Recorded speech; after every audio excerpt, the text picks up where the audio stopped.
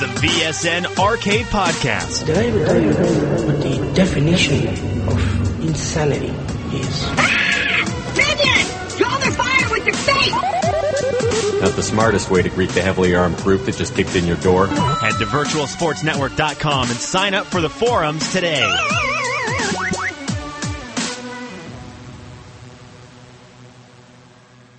Everybody, welcome back to a very special edition of the Virtual Sports Network Arcade Radio Podcast, sponsored by virtualsportsnetwork.com. Sign up for the forums today. This is, again, a very, very special episode because we are talking about the one, the only Electronic Entertainment Expo, also known as E3. Episode 98 of VSN Radio is go. I am your host, JayDizzle. Along for the ride this evening is the one, the only Mr. Producer Man himself, Swarley. How you doing? I think with how the Sony conference ended, I think you know how I'm doing. None of your pants are fit because all you can do is walk around and knock shit over. And you're not even getting out of your chair yet. They fit, I just have to keep the fly open.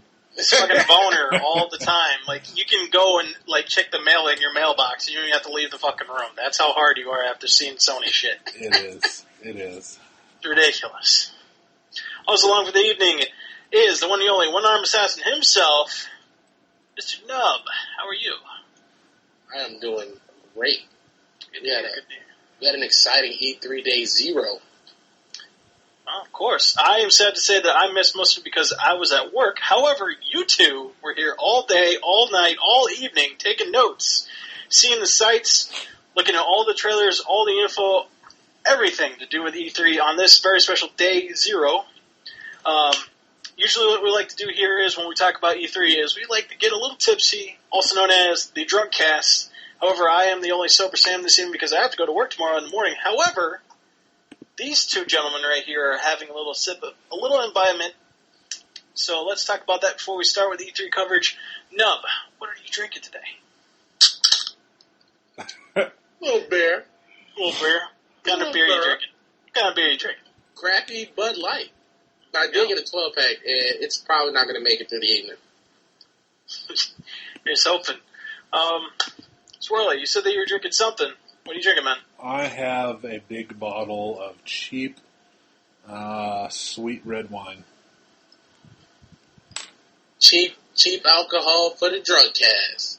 Not too cheap that it's disgusting. I went cheap. But it's still, it's pretty good, but I'm ready. Okay, we have some late-breaking news. I'm hoping he's going to be able to join us for the call because he himself is actually at E3 right now. Feet on the ground. So, are you able to add him to the actual calls rolling? Oh, shit, we're adding the man himself. Oh, my Lord. Add him if you can. If you can't, he might be dumb. The thing is, he might have been drunk like hours before because someone received special treatment. Yeah, from like our friends at Sony. Chicken and waffles.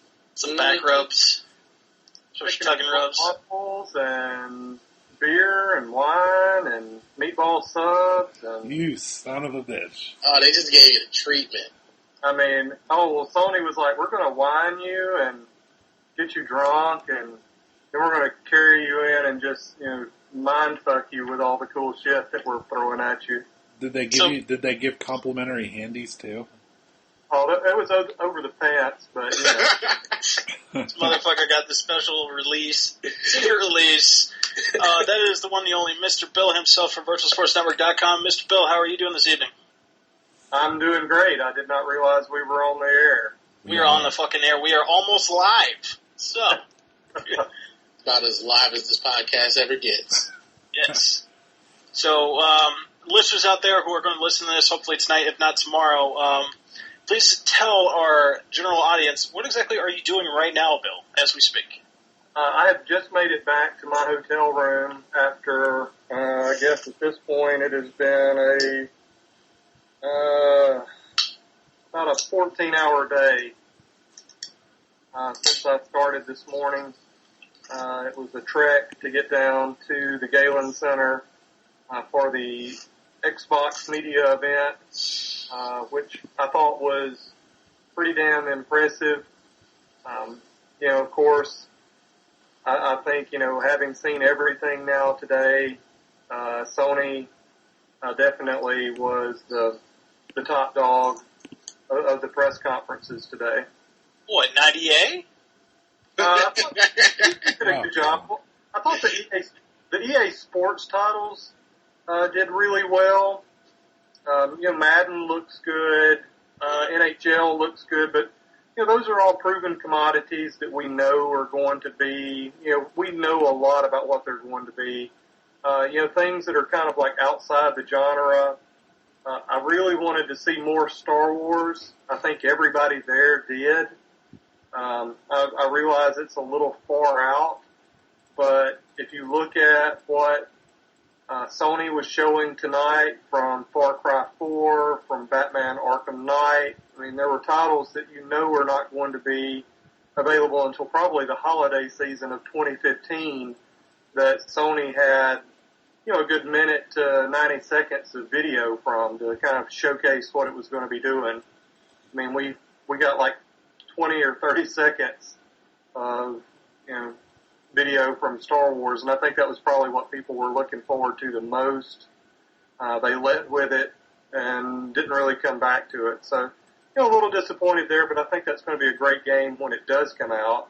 The Battlefield Hardline, I think that's going to be, that's cool. The first-person shooter from a military standpoint, I'm kind of over. I think I was over maybe a year or two ago. I still played them a little bit. I do like this cops and robbers theme on that. I think that's going to be really cool. One of the games I'm probably most looking forward to was that Sunset Overdrive.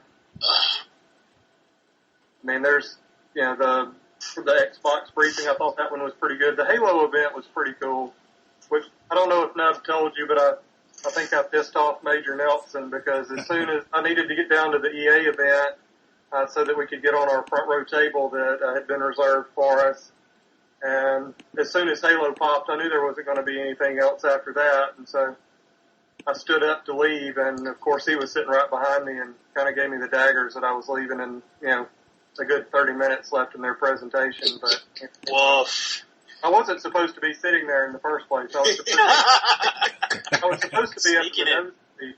Well, supposed to be up in the nosebleed, but when I was going in, the lady that was checking your ticket number to shuffle you where you needed to go, it said VIP press down that hall, so she was turned to help out somebody else. And since I'm an older guy that kind of, I just looked like I knew where I was going and didn't need her help. I just kept right on going, and she didn't ask. I was just like, I just pressed right on past her. You stole somebody's seat. I don't know about that. That's the VSN way. They found a seat somewhere else. That seat had my name on it, and it was actually pretty cool because it was in the middle of the section. Nobody was saving it. There were saved seats everywhere, but I was like, is that one saved? They were like, no, okay. I'll take it. I think you should have nosed up on Nelson and be like, what, you're going to get Master Chief on me? Yeah, man. You know who I am. I'm Bill, son. He's a good guy. He's a good guy. I know he was probably like, where do you have to be that's more important than this? That's like, I think that was more of the look. So I would have said, well, I've got a front row table waiting for me at the EA presser that's, getting underway here in a few minutes. I don't want to be at the back of that, of course, which was cool. I got to hang out with Peter Moore a little bit. I don't know if you guys were following our Twitter feed at VSN Gaming for those that might not follow it. We've been providing some online updates. I think we've had some pretty good information. Probably some of it got out right about the time it was getting to people at home on Twitch because of the delay. So I was trying to beat the delay as much as I could. Nice. That's cool. That's cool. What should have done with Major Nelson was just maintain eye contact and just had the best staring contest of all time. I could have just gave him the Bobby V :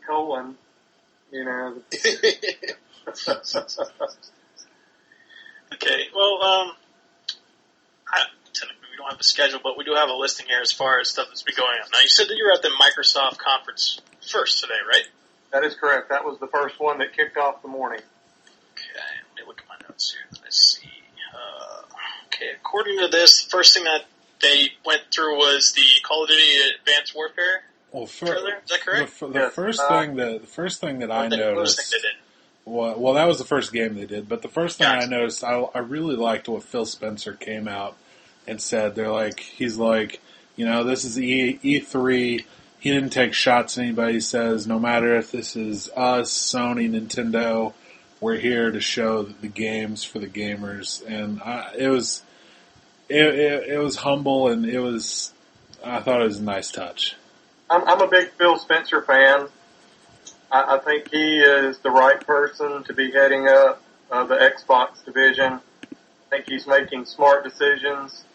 I think the team, last year going into EA made some poor decisions. But I think Phil Spencer's definitely getting them focused back on what they need to do to right the ship, get the focus back on games, make the Kinect experience optional, so that they can milk every ounce of the horsepower that they can from their onboard hardware, which is going to be tough. I mean, I think it's clear a year later that the PlayStation 4 has superior hardware, but Microsoft has got to do what they do well, not make mistakes, and have their graphics as good as they can possibly be, and I think they'll be fine. They do really well. If you're a Call of Duty gamer, which I'm used to be, really not so much anymore. I realize it still sells a shit ton of games. They get that exclusivity on DLC. That's kind of their thing. So, they're going to get that. They've got to get this Games with Gold program, to start having some decent games in it. But I'm a big Spencer fan. Well, I'm glad that they, if not just, writing, quote unquote, writing the ship, that they're more towards, at least through what I'm hearing through you guys right now, from little bits here that I caught while I was on break at work, obviously, is that they're going back to catering to their main audience, and that is the gamers. Like you're saying before, how, there's content exclusivity when it comes to Microsoft. You definitely want to feel like, if you're buying into the Microsoft brand, and more specifically the Xbox One brand, you want to feel like you are being catered to. This stuff is for you because you bought into our brand. And now that they're more or less like, okay, well, you bought this for playing with games, right? Not just, entertainment value, not just watching TV, even though you might buy into the NFL Network plan, stuff like that when it comes to fantasy football.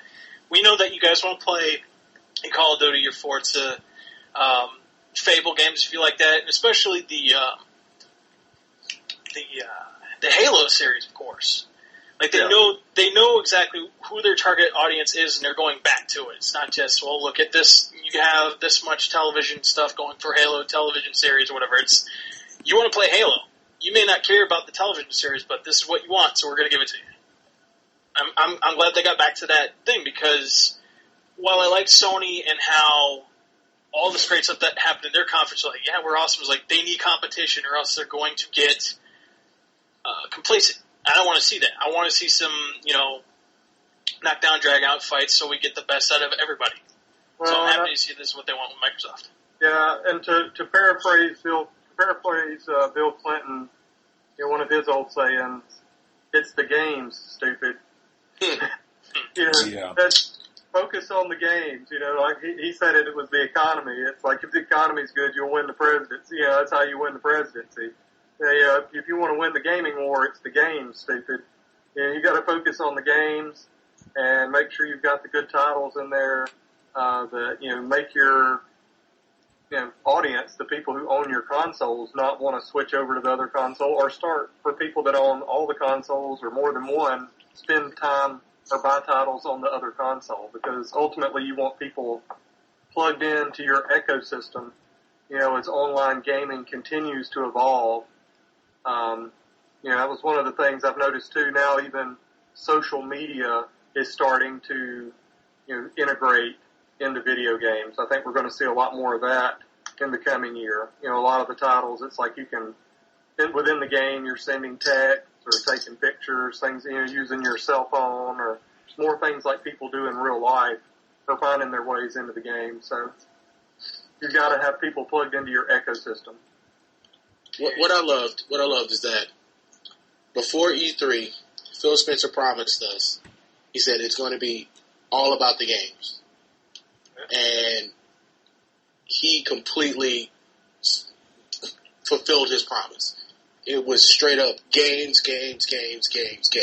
Yeah, there was nothing about TV. You can do this with your Xbox. There's none of that dirty Connect word in there. Yeah, I don't even recall hearing Connect mentioned once. There was one Connect game, which was Dance Central, and they spent like 2 seconds on it. Yeah, they spent like 2 seconds. I don't even mention the Connect, even while plugging that game.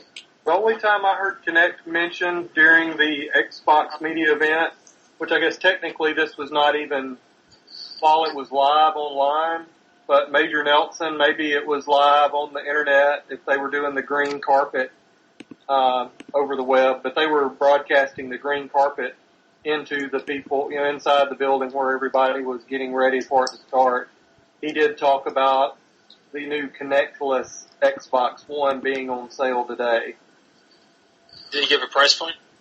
Well, I mean, it's the obvious price point. I'm just saying, for those who don't know. Yeah, $399. Okay. That's not too bad, especially for those who were obviously didn't want to get the Kinect. Maybe they're not into the whole being, spied on by everybody through their Kinect. What was funny about that is that we get to the Sony event tonight, and Sony spent a good deal of time talking about the PlayStation camera had been extremely popular and used, how much the gamers and developers loved it. And then I thought they were getting ready to talk about a PlayStation camera bundle at $399, which would have probably made Phil Spencer jump off of a cliff. But they segued that into the virtual reality goggles. Yeah, Project Morpheus. Yeah, so that was a pretty good segue into that. And there's like 4 games, I think, that they said will be available to check that out in the booth. I'll certainly be doing that tomorrow. I'll be starting at EA and kind of working my way around from there. But again, the thing I was most excited about for Xbox was Sunset Overdrive. I mean, and not just because I almost got hit by their bus this morning. Shit, tell us about that. I was walking into the Galen, or getting ready to walk into the Galen Center. Of course, I took public transportation because I didn't know where in the hell I would park down there. It was next to the USC campus, and all the media events were actually south of town. So I took the bus, but my bus driver didn't stop where I had told her that I needed to stop when I got on the bus, and she hit some express lane and took me about 7 miles south of where I needed to be. So then I had to get on a bus and ride another 45 minutes to get back to where I needed to be. And then that guy, basically dropped me off across the freeway. So I had to climb, like 10 flights of stairs to cross over the freeway and then back down on the other side. Then I walked half a mile to the Galen Center, and as I'm getting close to that, there's like this bus with this 8-foot zombie. It looks like some kind of a Scooby-Doo bus. We had all kinds of crazy characters. I didn't know what it was at the time, but then, of course, when we get in and the green carpet show is going on, the bus pulls up and all the team gets off of it to talk about Sunset Overdrive. So I've got a picture of the bus as it came back the other way as I waited on the light. So it was good times. Sunset Overdrive is literally the reason I'm even thinking, and seriously thinking about getting an Xbox One. That is to me a system seller, but that is my type of game. Yeah, it looks so good. Wow. Well, I love it because I like games that are unique, and I realize at this point in time it's really hard to have a game that does things that you've never seen before. Everything borrows a little bit from something that worked. That's the quickest way to know if you made a good game is how much other development companies start copying what you did and calling it something else. But, it just had that, it was watching that game, I felt like I did the first time I watched Borderlands. It's unique. It's got, it's still a shooter, but it's not like other shooters. It combines so many different elements that it's good enough that makes it unique. It's got a lot of depth. I love the open world environment, and the footage was just incredible. So I'm really excited to be able to play that one this week. The things that stood out to me for that was first off, I loved how the trailer opened by poking fun at your generic military shooters. You had the military guys on there, and you're like, oh, what the hell is this? And then in comes the dude, and it's just, oh, military shooters are kind of boring, so we're going to give you a game that's all about the fun. And then gameplay-wise, what stood out to me the most was traversing the city. I mean, you were riding lines, you were doing crazy trapeze type of shit. It was, I can't wait to get my hands on the game. It's definitely one that if I didn't have an Xbox One already, I'd be like NUBB. I'd be thinking hard about getting one. Yeah, I think it's absolutely going to be a system seller. Like I said before on the previous podcast, I'm happy to hear that you guys are all for buying this game. This game had to be on point, and especially since it sounded like it was on point from what I'm hearing from you guys through E3. Everybody's excited to see this game, and like you were saying before, how it doesn't sound or feel like a samey type of shooter that we're all used to. It's not a Call of Duty, it's not a Battlefield, obviously, it's not Killzone, I guess. It's something unique, and it offers that special something that you don't normally see in other type of action adventure games. I mean, you could say it's rather unfortunate, or you don't really care if it has shooting mechanics, but just to have that special something is enough to make people want to stop and see this game and not just say, oh, well, it's another title and just, let it sweep under the rug and we'll forget about it. We'll just look at some other AAA title. This really has a chance to, as NUBB pointed out, to sell the system. And that's what they need for the Xbox One. Yeah, absolutely. Yeah, I mean, that coming out with Forza Horizon 2 this fall, I mean, they're just a few days shy of a month apart. I think those two games together could sell a few consoles. Yeah, I mean I don't think Xbox is going anywhere. Well, I definitely don't think that Xbox One is just going to disappear out into the sunset. And they're going to have to look at making another console. This is going for the long haul. I mean, it's even though it is slightly less powerful than the PlayStation 4, it is still built to last for quite a few years. Everyone's talking about how this generation is going to be shorter, somewhere between 5. Well, they're saying about 5 years. I'm going to say it's closer towards 7 years, but with games like, if you got games like Sunset Overdrive coming out, and if we can get more games that are unique, even though, I mean, with Sunset Overdrive, I would say it's a mashup of Ratchet and Clank and Jet Set Radio, with just the movement, and because you look at how the game, just the shooting mechanics, that's very Ratchet and Clank. No matter how you try and distance it from a PlayStation game, that is a very Ratchet and Clank shooting mechanic. But we should all want new, unique games. So the Xbox isn't going anywhere. But Sunset Overdrive, I'm all about that. I'm all about it. Okay. Let's move on to the other stuff that they were showing at the Microsoft presentation. Now, obviously I brought up before Call of Duty, Advanced Warfare. From what I've seen part of the trailer, every time I look at these games, I keep feeling bad for the people who have to make the or have to produce the single player for this, because every time I play the games in the series, it always has this interesting story, interesting environments around you, different instances around that will say, okay, we'll go over here, and it always looks like an awesome action movie. This really reminds me of something like a military-up version of like Elysium with the body enhancements they have for every one of the soldiers. I definitely had this feel of like Black Ops 2 with all the futuristic settings. It just turned up to 11 on this. I'm very excited for this, and I didn't see anything when it comes to. Sorry to interrupt. I'm very excited to see this stuff. I didn't see anything as far as multiplayer is concerned, but just to see this, I'm like, well, if you just sold the single player experience to me and it could play for 5-6 hours, I wouldn't be against giving you, upwards to 30 if you'd want it. When I saw, I'll go back to when the game was first announced. When they went with the Advanced Warfare title, I was kind of hoping it was going to be something along the lines of what the Modern Warfare series was.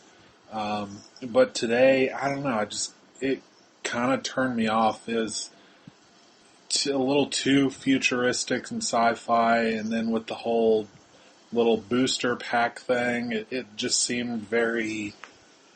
It seemed like they wanted to get those Halo jumps and Titanfall jumps in there, and I don't know, today kind of turned me off to it.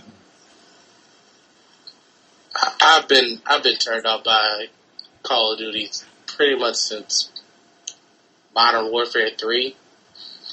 And, I mean, Advanced Warfare, it looks okay. Well, no. Visually, it looks good.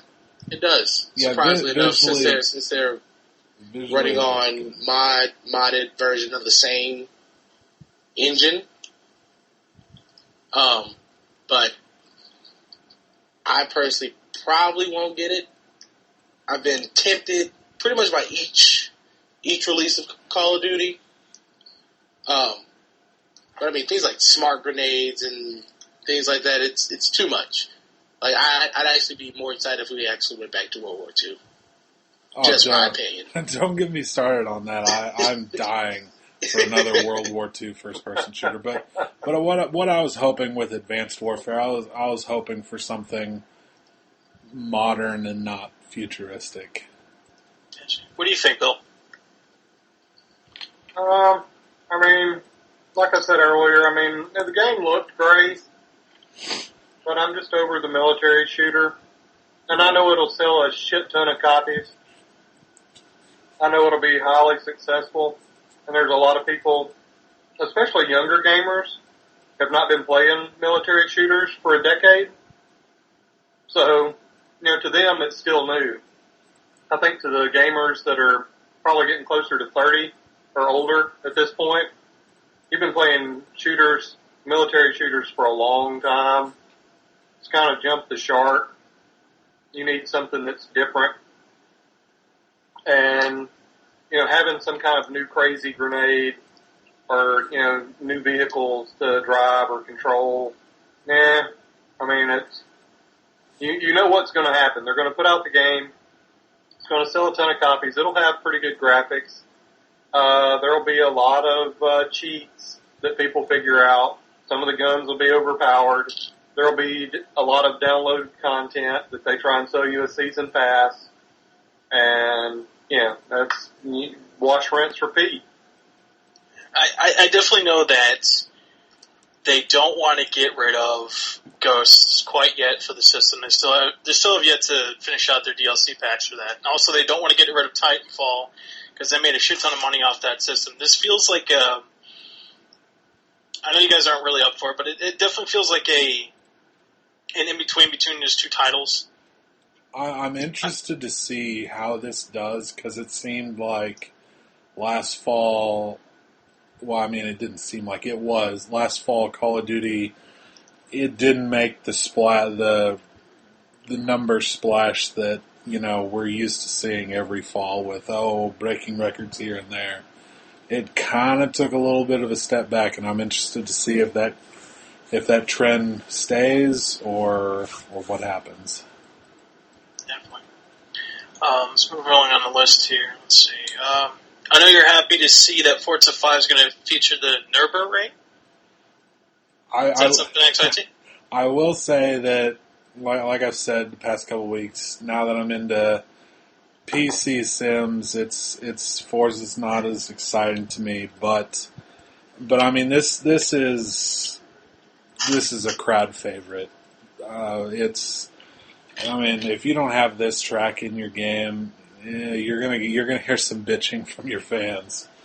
And I was, once they started doing the track DLC every 2 months, I kind of lined this month up as what I thought would be Nürburgring, because of one, the desire, everybody wants it, and two, the Nürburgring 24 Hours is this month, so it kind of lined up pretty well. I actually downloaded it today and raced it, and it's so much better than their previous versions. I've watched a lot of races on that track, and it looks really well. And they finally have the 24-hour layout that combines the Nordschleife layout and the Grand Prix circuit, which it may not mean a lot to you guys, but it was so annoying not to have that in the previous versions of the game, because that's like the most famous layout. So when I took the drive around it today, I was impressed. It looks really good. I know somewhere JMS was jumping up and down. Yeah, I had in a text group chat with him, and he was pretty excited about it. Like I was saying before, I'm happy that Microsoft is now more catering towards people, and that includes individual games like Forza 5. So to see that they're putting this stuff in for race fans like yourself, Swirly, and like JMS and everybody that's within the Apex Racing League, to put stuff in here that you guys are all going to enjoy is a good thing. So it's never a bad thing that, it might have been in like previous series, might be brand new, but as long as there's something new for you guys, it's always awesome to see. I did not get a chance to actually look at anything when it comes to this game, but I know Assassin's Creed Unity is going to be big fucking time. I'm reading here on a list, they're talking about featuring a 4-player co-op play for the first time in the series. Oh, it looks so much fun. I mean, granted, I'm one who loves the series. I'll admit there's been some big hiccups here and there, but man, to be able to actually go on some assassinating missions with some buddies, Boner Jams 03. I've read a little bit of notes before we started this broadcast. They said something about along the lines of you can be playing by yourself, and kind of like how they're doing now with Watch Dogs, how you can put yourself in an instance, especially if you're online, how if somebody is within the same area as you, they might pop up, okay, well, you can hack this person, or you can join in something along the lines of multiplayer, or you can play something competitive multiplayer, something cool like that. And this, from what I'm reading, is you might be in the middle of an assassination mission, and somebody else might be in the same area of the game as you, including friends, or just randoms online if you allow that. And they'll give you the option, okay, well, somebody's in the same area as you. Do you want help, or would you like them to help you? And to see something like 4-player co-op play, like you will still be playing as the main character, but now you have members of the assassins with you as well. Those are your buddies, those are your friends online. Being able to have that in the series is very cool, and especially for those who want to integrate with Twitch, or if you're doing this with PlayStation, you can maybe put it on Ustream if you'd like, depending. Or maybe you do something along the lines of streaming to your PC through Elgato. To be able to showcase this to everybody around the world and be able to strategize and say, okay, well, you do this, you do this, you do this, and everybody gets to see you all at once playing this stuff. Very neat. I like it. It looked, through the gameplay demonstration, it looked very seamless. And we'll talk about it later on with some other Ubisoft stuff, but it seems to be like a trend that they're headed towards, is seamless integration between single player and co-op, and I'm liking what I'm seeing. And kind of in a different direction with the game, though. I'm pretty excited that we're finally going back to Europe in the AC franchise. Obviously, we've been to America for the Revolution, and we went to the Caribbean with AC4. But I don't know, for me personally, there was just something about those European settings for the Ezio games that really got me into those games.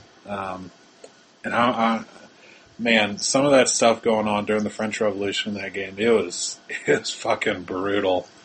And I'm excited. I'm excited to experience Paris. Billy, you see yourself playing this game? I think I'll definitely give it a shot. I mean, I've played. I wouldn't say that I've been a dedicated Assassin's Creed gamer. You know, I've checked out a few different titles, you know, from the series. Really like Assassin's Creed 3. The co-op is going to be. That seemed to be a common theme tonight. You know, the games showing co-op capabilities. Or today, I should say.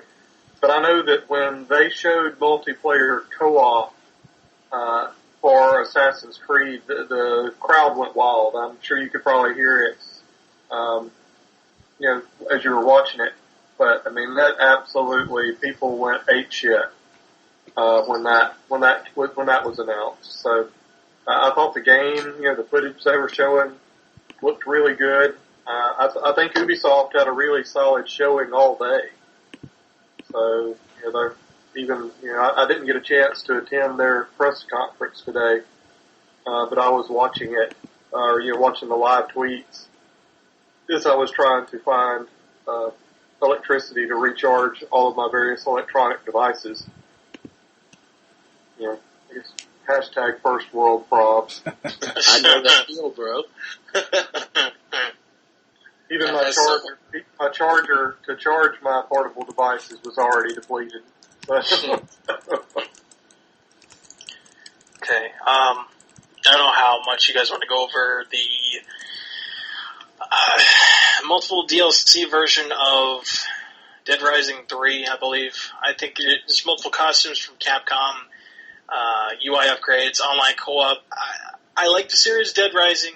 I bought Dead Rising 2 when it was available for PlayStation 3 as my first taste of the series itself, since I couldn't get access to the first game. I don't know exactly if and or when they're going to put Dead Rising 3 on PlayStation 4, if ever, because apparently when you say you're exclusively to Xbox, that means X amount of months before the contract runs up, and then you can go to someplace else. You're missing your DLC, but you still get the base game. I'm not sure that it will, because if it would have, I would have thought that it would have been announced alongside the PC version, which will come out this summer. I would assume it probably would come up later on down the line. If it does happen. If it doesn't, you know, I'll miss not playing it. I've heard that Dead Rising 3 is a very entertaining game. I did run into the same problem with Dead Rising 2 about how there was a lot of costumes that you were missing out in the main game that you could download. You could play as a ninja, a sports fan, things like that. But it's just little bits here and there that could have made the main game. But, you know, from what I'm reading here, it feels kind of like a cash grab, except for the UI upgrades and, you know, additional online co-op's always good. So. Yeah, personally, this was kind of the few minutes that I kind of checked out from the Microsoft conference and took a potty break. Gotcha. Let's see. Bill, Nub, are you guys excited at all for extra DLC for Dead Rising 3? Flat on. Well, I don't own an Xbox One. Okay.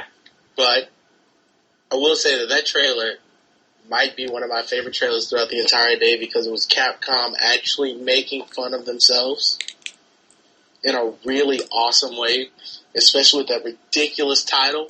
Okay, that title was pretty cool. That title is so amazingly funny and awesome at the exact same time. And just looking through the trailer, who knows? Maybe there's some secrets. There's something in the future. Like I know I saw Power Stone billboard hidden around somewhere in there. There's a lot of little things that you should notice throughout that trailer. But the Dead Rising itself, I mean, it's probably a cool little add-on. But I mean, who knows? I don't have any impressions of Dead Rising 3 from the get-go. I own the game. I still haven't played it, but I won't get the DLC. Okay. You know what you can do with that $10? You buy your Transistor? No, you can't get Transistor for $10, but you can buy me Entwined. It's a little further down in the conversation, especially when it comes to the Sony conference, but I was, on another topic, I was very happy to see that they were willing to say, okay, well, we have a finished game. You can play it today. It's $10. I'm just sitting there like, you guys are just, other than saying it's on PlayStation Plus for free, you're just giving away games. That's awesome. So, before we get into the big Halo discussion. But you don't want to talk about Project Spark or Ori and the Blind Forest? I don't know. I guess guess we can't really cover everything. We'll be here until like 5 in the morning. But Fable Legends, what did you guys think? Because it looked not really Fable to me. I mean, if you know Fable from what it was in the beginning, it's not really Fable. But that could potentially be a good thing. Yeah, because we all know Fable 3 was... yeah. We'll leave it at that. Right? Well, in my opinion, every Fable left me that way. Fable it leaves a bad taste in my mouth. But it's more probably coming from the insane promises that came before it. Like, it's with Fable, it was probably a bigger letdown than what people were making of the Watchdog downgrade of graphics. With just, it wasn't graphically, but like story-wise, things you were able to do in Fable that leaves a bad taste in the mouth, especially knowing what was promised by Peter Molyneux. But Legends could be interesting. And these 4v1, or this one master creature, be it the villain of Fable Legends or Evolve, it seems to be a new little genre or type of multiplayer heading our way. Might get some interesting things out of it. I will say that being the villain on these things, it doesn't really do anything for me. I like the idea of being on the team of 4, but I don't know. Being by myself as a villain, it didn't really do anything for me today.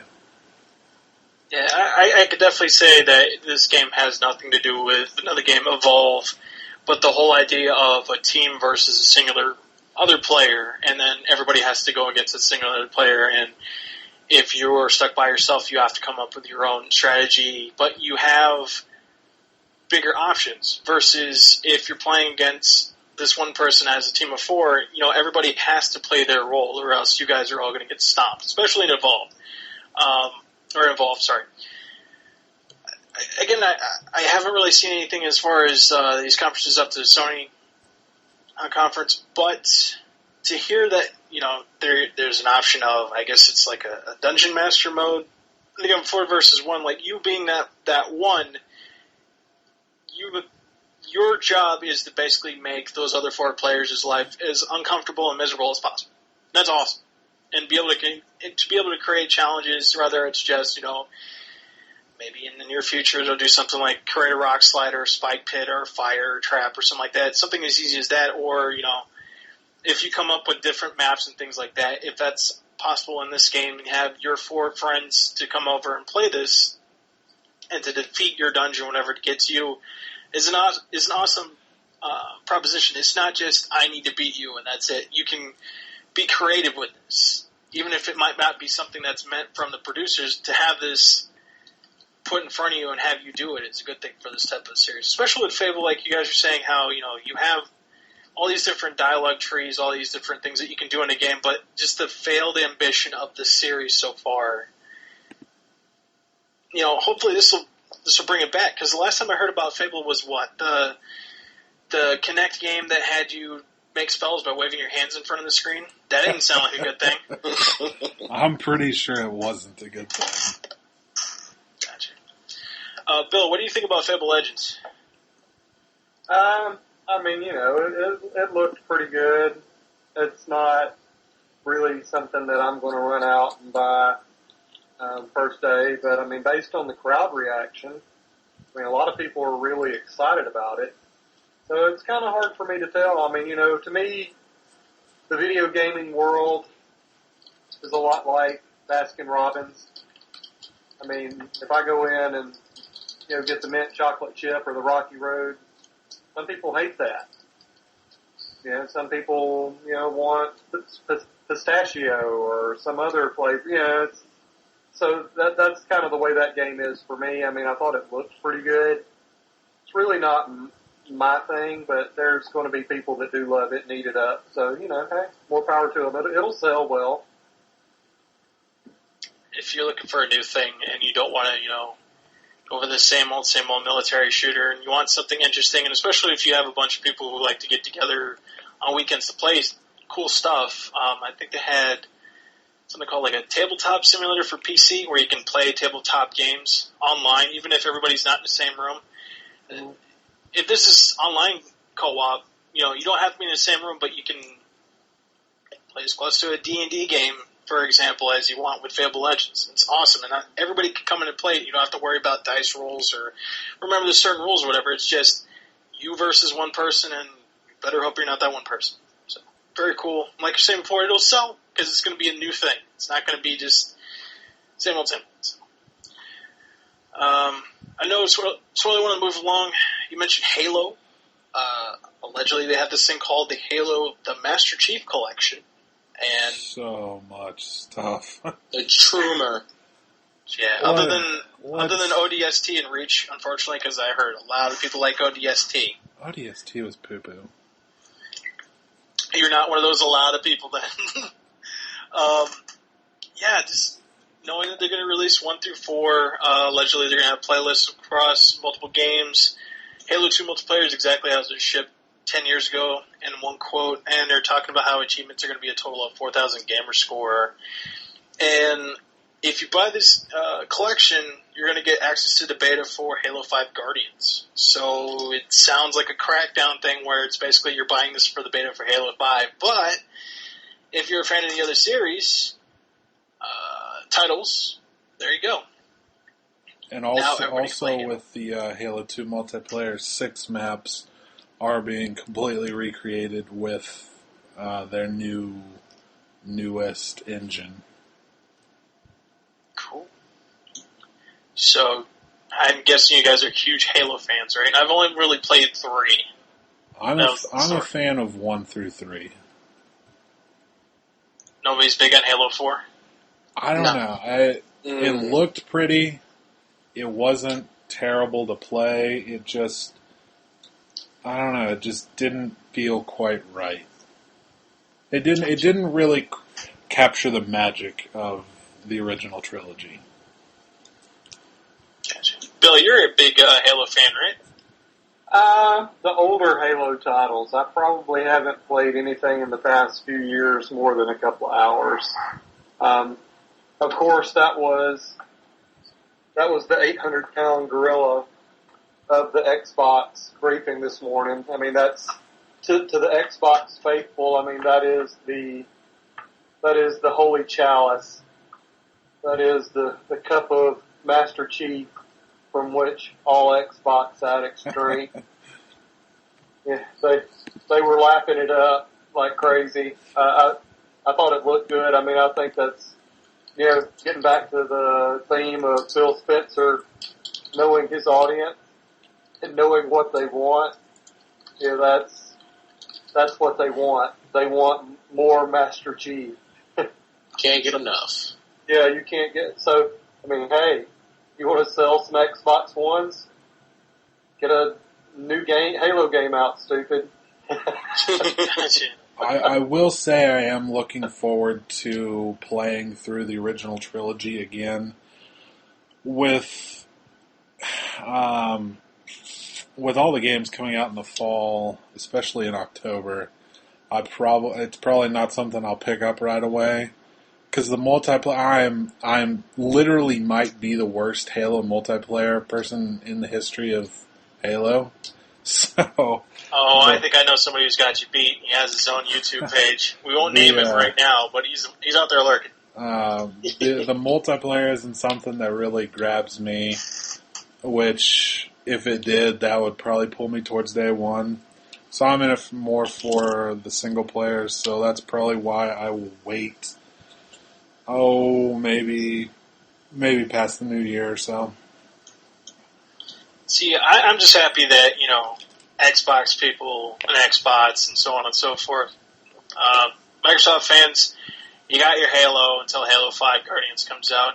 Hopefully Halo 5 Guardians, from what I'm hearing, it's going to be good. Apparently they have Chief plus a new person that may or may not be the equivalent of playing as Raiden on Metal Gear Solid 2, depending. Yeah, I will say I thought it was a good idea to bring all of the games, all of the Master Chief games over instead of just doing, Halo 2 Anniversary. Because now you got a new generation of consoles. You got Halo 5 coming out in 2015 now. A lot of people haven't held on to previous consoles, like I like to do. So now they can go through the entire Master Chief storyline before Halo 5, and they can do it all on one console with one purchase. So that was a good move. Yeah, it's like a positive for bringing back the older games. We grew up on these titles, and now to see I don't want to call them younger generation because that would make me feel really fucking old, and I'm not even 30 yet. You're close. You're close enough, Jay. I'm not 30 yet, but I'm happy to see the quote-unquote younger generation be able to get their hands on these games. Because if you are not playing COD on Microsoft's title flagship console, you're playing Halo. And now that you get to play 1 through 4, even though some might just want to stick to 3 online, if not Halo 2 online all the time, which is fine. You're going to see a lot of videos come in for that now, especially for those who are sharing it through Twitch and things like that. And just knowing that Halo 5's maybe not around the corner, but you get access to beta stuff, that's going to be cool to see too. So everybody gets a piece of the Chief. So like Bill was saying. The beauty of that to me is that when you're remastering those, the personnel hours required for remastering a game to a new console versus coding it from scratch are significantly less. So it's almost like you make money. Your profit margin, your return on investment, if you will, is better if you're releasing old games on new consoles. So for us, it's great to play some of the games that we grew up on our newer hardware because, hell, I even have an Atari 2600 that I dust off every now and then. I mean, to be able to play the older games on the new hardware without having to hack it or do some kind of emulator that half-ass works, that's great. And for the console makers and software development people, that's, that control like the Xbox Live and PSN ecosystems, it's cash in the bank. They can just ring that bell again without having to fully, flesh that out. And some of those games are so simple and easy, when you look at some of the graphics, but they were fun. So it's going to be, it's great to see, certainly the Halo series, it's probably, I would say Halo 1's probably going to look a little dated, but at the time, that was the game that, put Microsoft on the map in the gaming world to me. Oh, yeah. I mean, I could bring up the whole conversation about, especially now that a lot of the newer games are getting pushed towards next year with 2015, a lot of titles like Bill was saying before about the holiday season, things like that, how everything's just getting pushed back. I don't want to bring up the big conversation about, well, what happens when everybody wants to play new games versus older games that are being up-resed, remastered, retooled for everybody to start playing again. And like Bill was saying before, they could just ring that bell and make that money because of the Halo name. I'm just happy that there's something to play.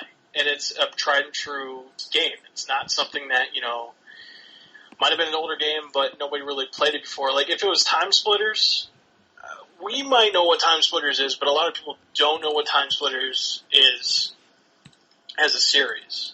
But to have something like a Halo come out and be able to play is awesome. So, let's move right along here, though, because we have all night, but we technically don't. Inside is the new game from the creators of Limbo. Looks like Limbo, apparently. It's going to be first on Xbox, so that means I can play it later on, which is awesome.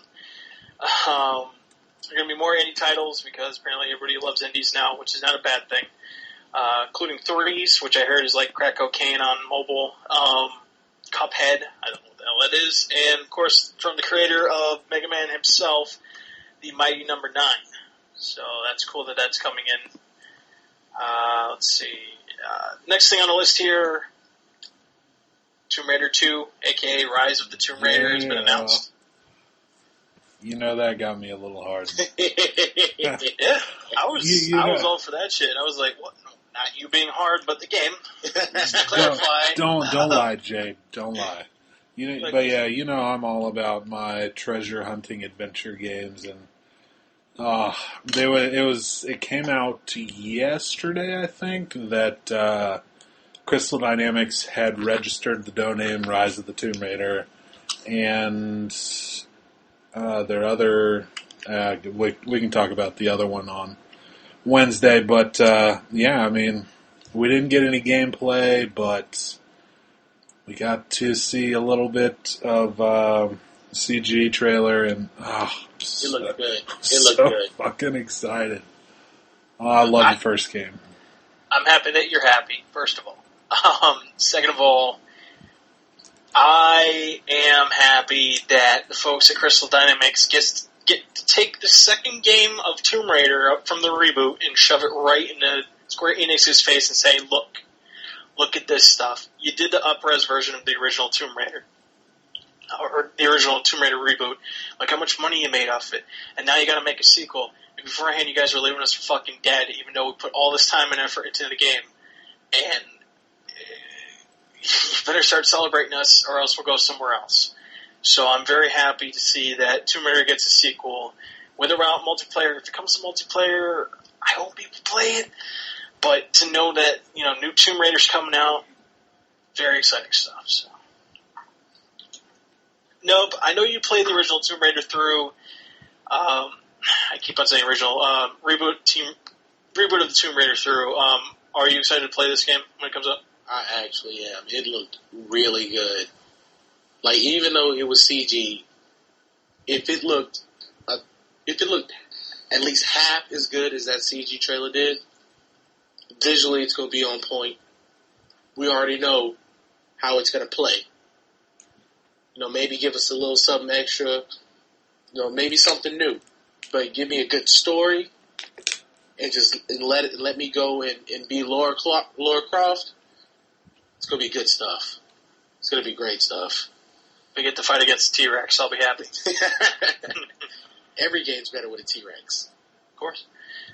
Bill, new Tomb Raider, you in or you out? I like Tomb Raider. I'll probably check it out. Okay, cool. Apparently there's more info when it comes to move right along. The Witcher 3 Wild Hunt. Oh, that Griffin hunt, that was pretty boobies. This is definitely on my short list, at least top 5 of the games I'm most excited for in the next year or two. And holy crap, fighting that Griffin, man, the gameplay looked so good. Gameplay battles in the Witcher series has been kind of It's been hit or miss at times, but damn, I'm ready. I'm ready to hunt and fight a griffin. I don't know about any of you. I'm gonna have to disagree with you on this one. As far as the gameplay is concerned, it looked good, which is what The Witcher is known for. But the griffin fight looked very familiar, and I say that because it looked exactly like fighting a dragon on Skyrim. That's something we've done already. It looked the exact same, at least to me. It could be very good. It could be all right. I'm going to take a wait and see approach to The Witcher. I know there are people out there excited for it, but I'm gonna wait and see how it holds up. If the gameplay is half as good as the original 2 games coming through to get to this part of the trilogy, I'm more than happy to play it, especially after hearing stuff like from previous games, how you basically had to play through, I think it was 2-3 times through because of what decisions that you picked drastically affected the story to the point where, like, if you didn't save X, then you didn't get story points from Y to Z to, Alpha through Omega afterwards. You were just basically, like, you were boning throughout the story because you saved so-and-so versus if you had them killed or if you killed them yourself. Now you can go through Alpha or Omega, but you're missing still a big chunk of the story. So to have something like Griffin Hunt to just take your mind off of, even if it's part of a quest, take your mind off of, I have to play this game for 100 or so plus hours, especially when you have titles like Dragon Age, Inquisition, so many other titles like Aliens, Isolation, anything that's going to be more than 15 hours, and have something like The Witcher 3 come in and say, okay, well, you're going to have to invest a lot of time into this. Just to have something as simple as spending, a couple hours fighting off a griffin, cool. So there's always something for everyone, and just have that RPG element for gamers who dig this type of stuff, especially fans of The Witcher. There you go.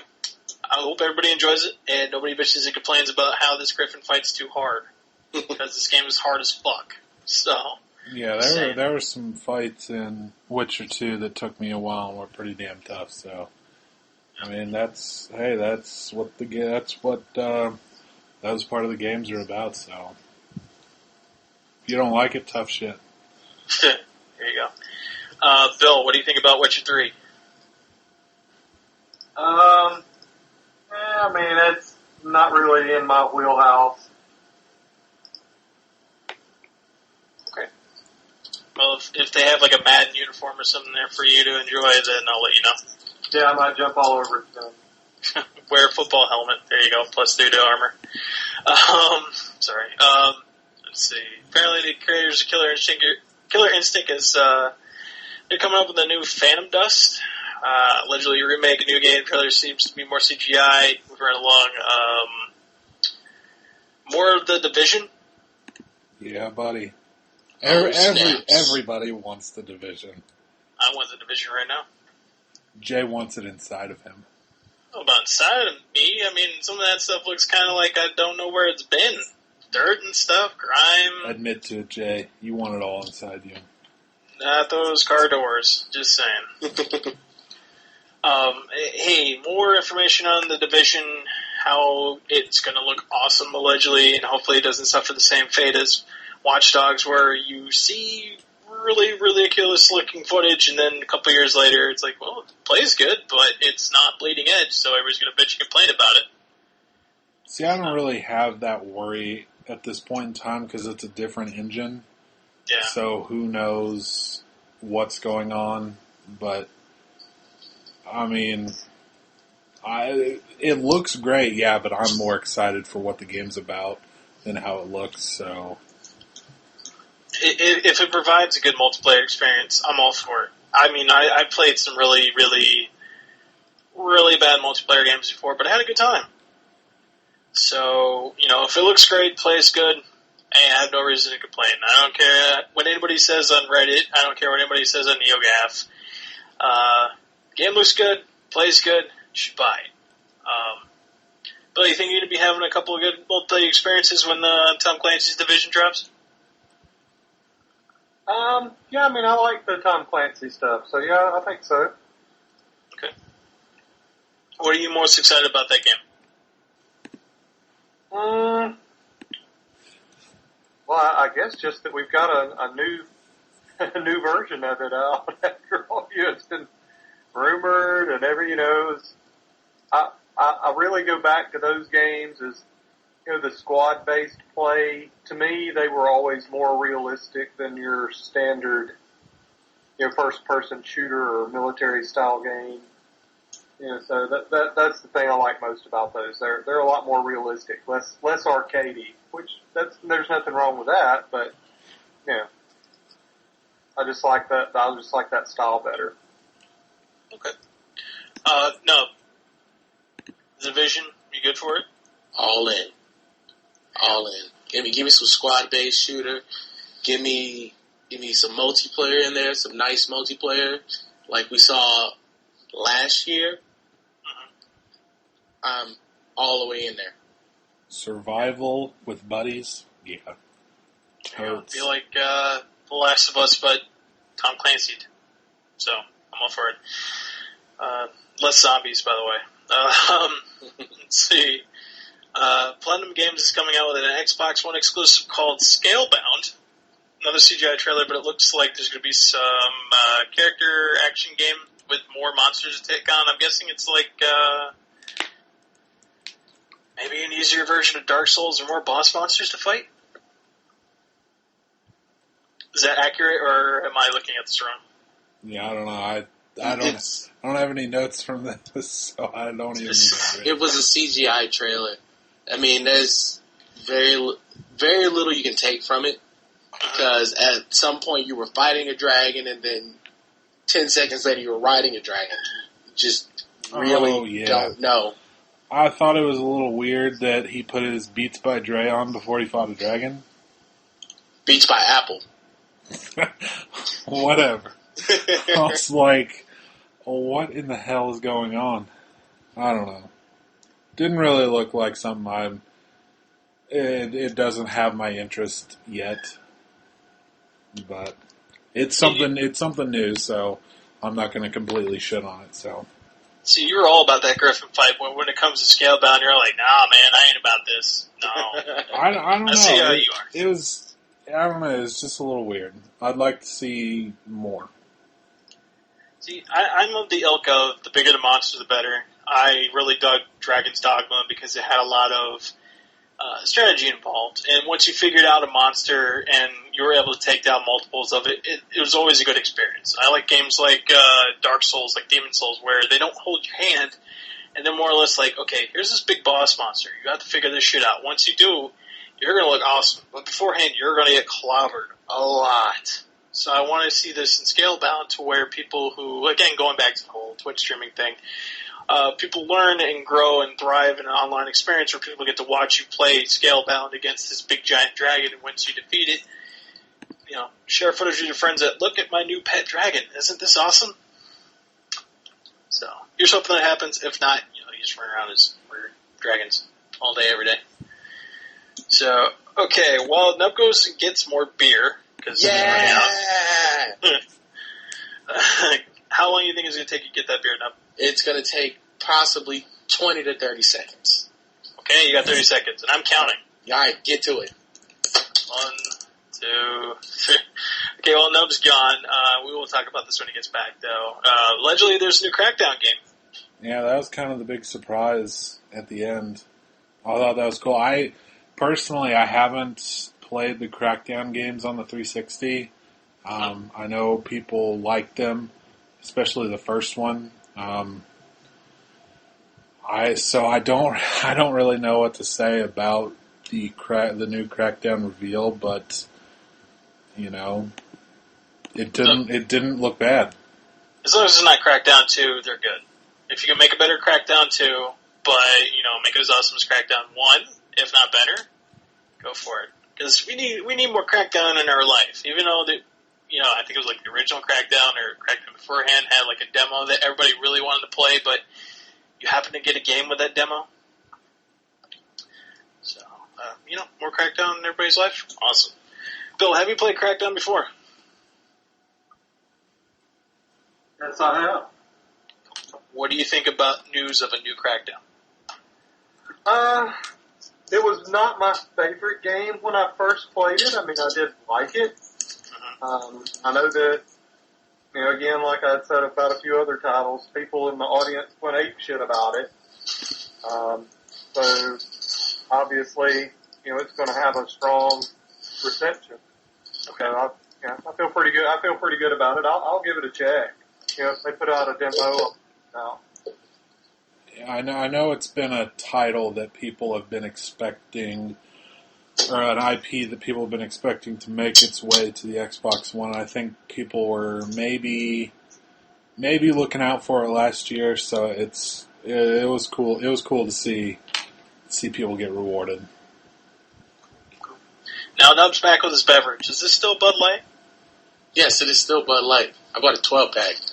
Okay. Well, I grabbed 4. It's going to be fun. With one hand. Holy crap. Goddamn, dude. I'm not sure if you have a problem or a talent. Probably one of the two. That's pure talent. Come on, guys. Just saying. I know it's a drunk cast, so we can't pass judgment.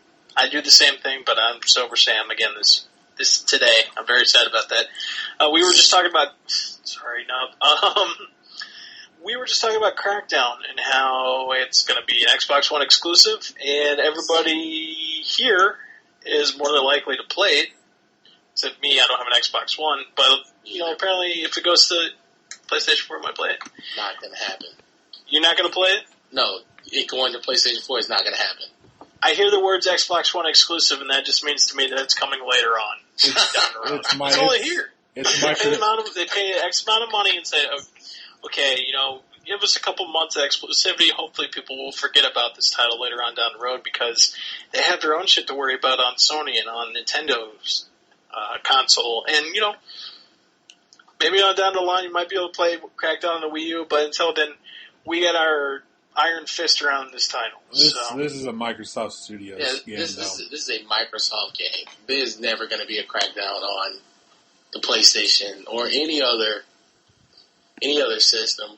Not even PC, actually. Unless it's The Last Guardian, I will never say never. You'll never say never.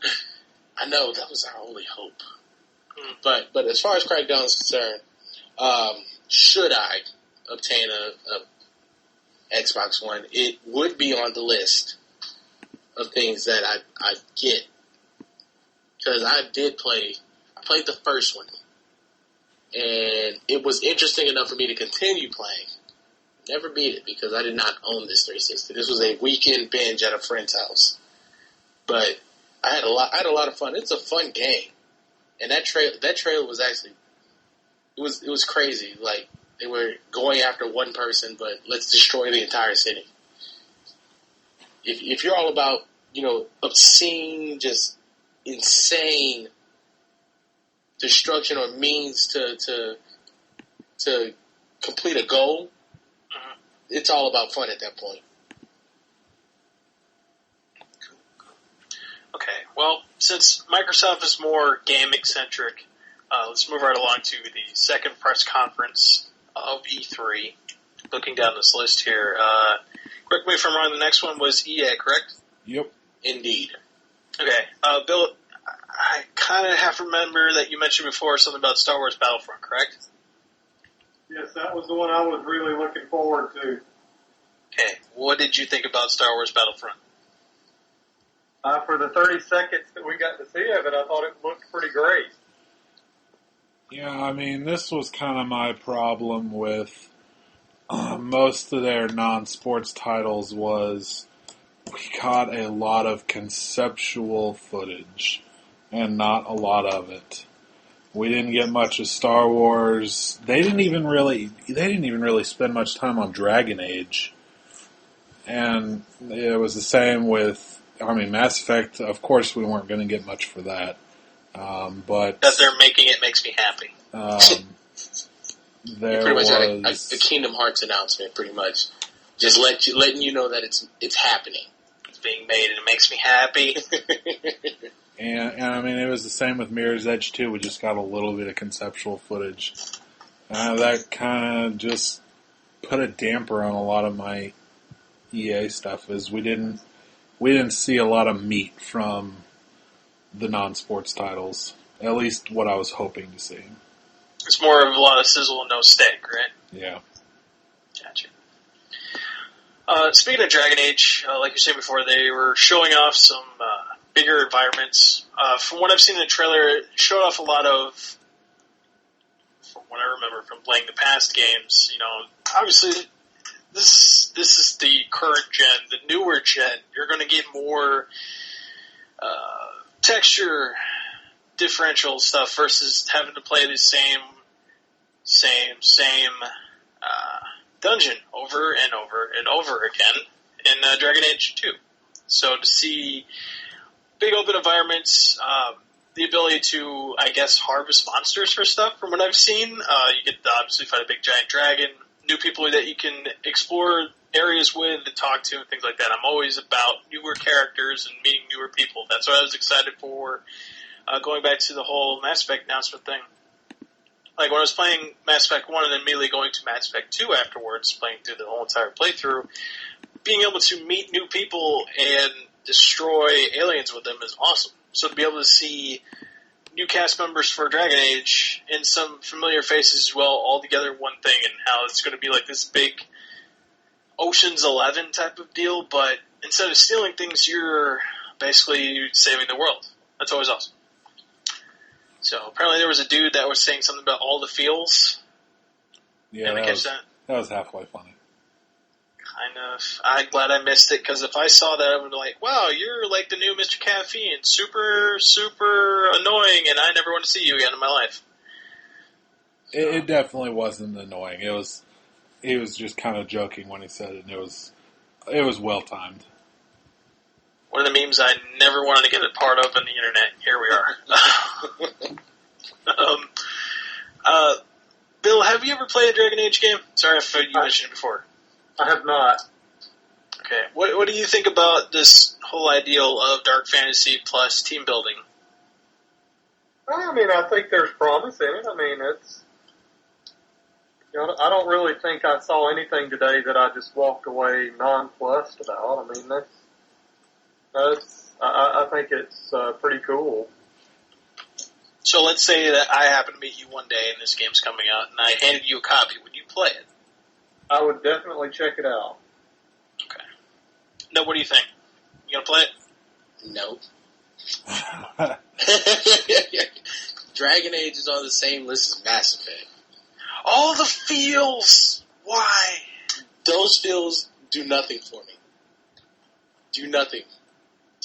That's just how it is. See how you are. It's okay. You already know this. This is why I didn't even speak on Assassin's Creed, because we all know how my feels are. I feel as though this whole one-arm assassin thing, again, for the second week in a row, is very ironic. Whenever we bring up the game and you hate Assassin's Creed. It's not that I hate it, because I don't. I don't hate much. It's just it left a very sour taste in my mouth to the point where I just can't even deal. I can't deal. Okay. Speaking of not being able to deal, apparently somebody in the audience was super excited about The Sims 4. Am I correct in this assumption? All the women. I mean, my wife will love that. Not to be sexist, I know we have a lot of female listeners that may pick this up. Either to their friends or actually, hi everybody, if you're part of the female audience for this show, we're not trying to be sexist when we're going through this, but it's just a fact. A lot of the female members of the audience were really excited about The Sims. Well, they're playing to their strong suit. I mean, that's...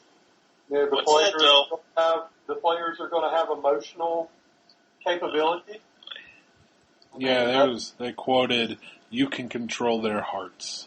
You're going to be able to toy with their emotions, introduce new personality traits. So, yeah, I mean, I think that's going to be a great... If they put it on iPad, I might not see my wife for weeks. Can we talk about how we could pretty much put Gladys on the same level as Hitler?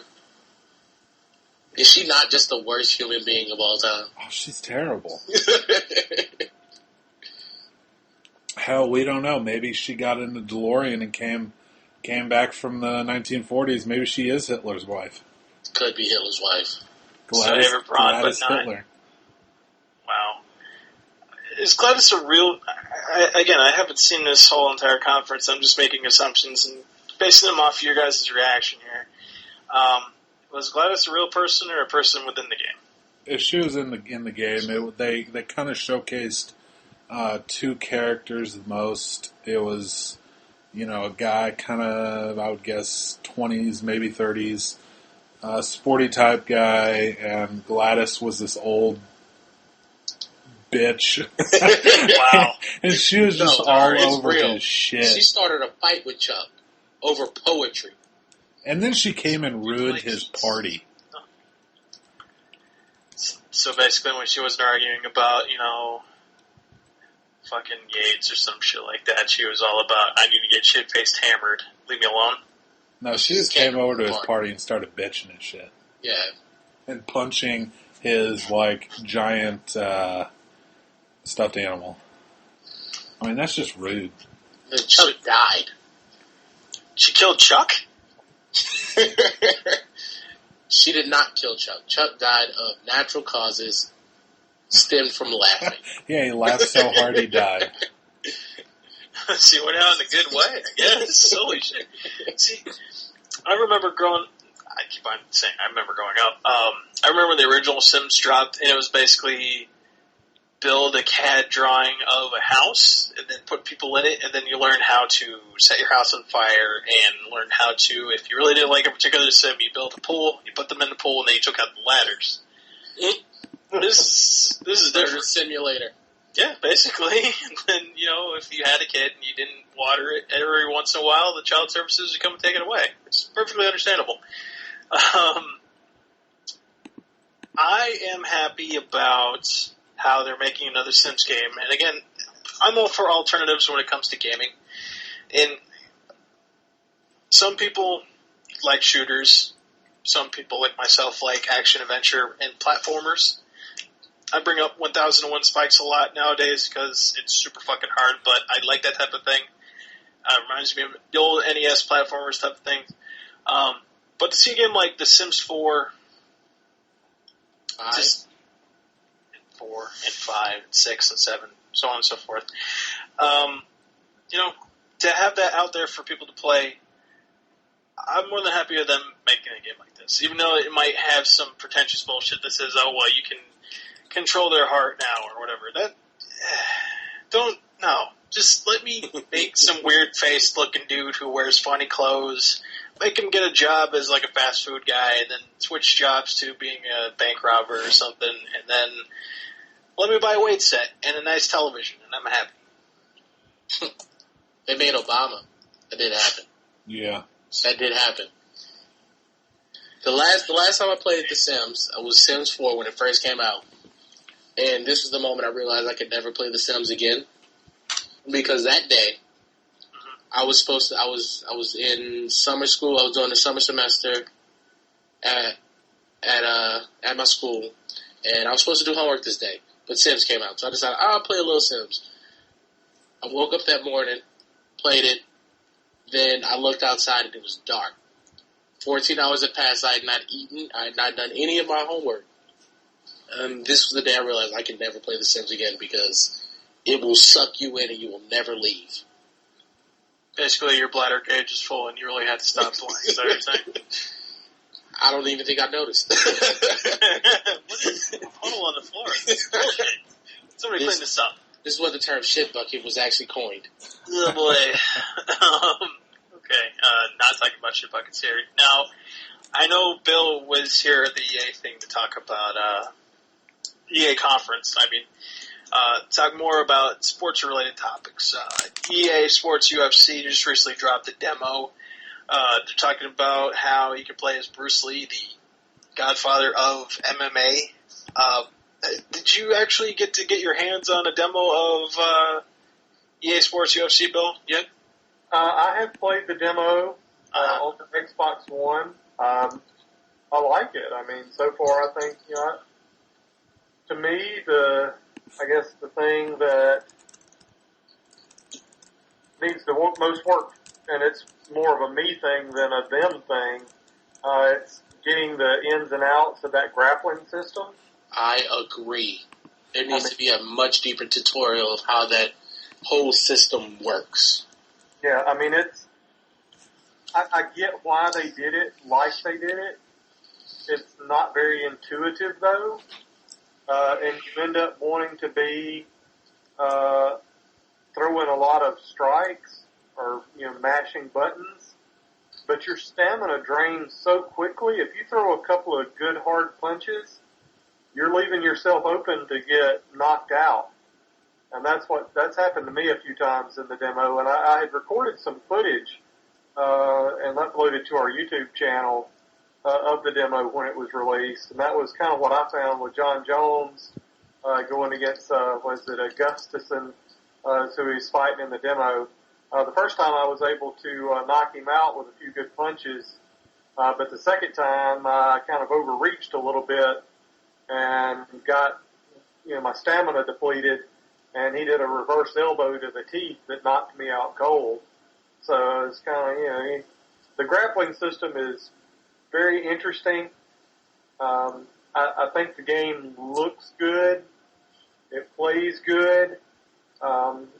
If I want to be good at it, though, I will have to invest some time into learning that, because I've played a lot of fighting games over the course of my life. That's one of my favorite genres.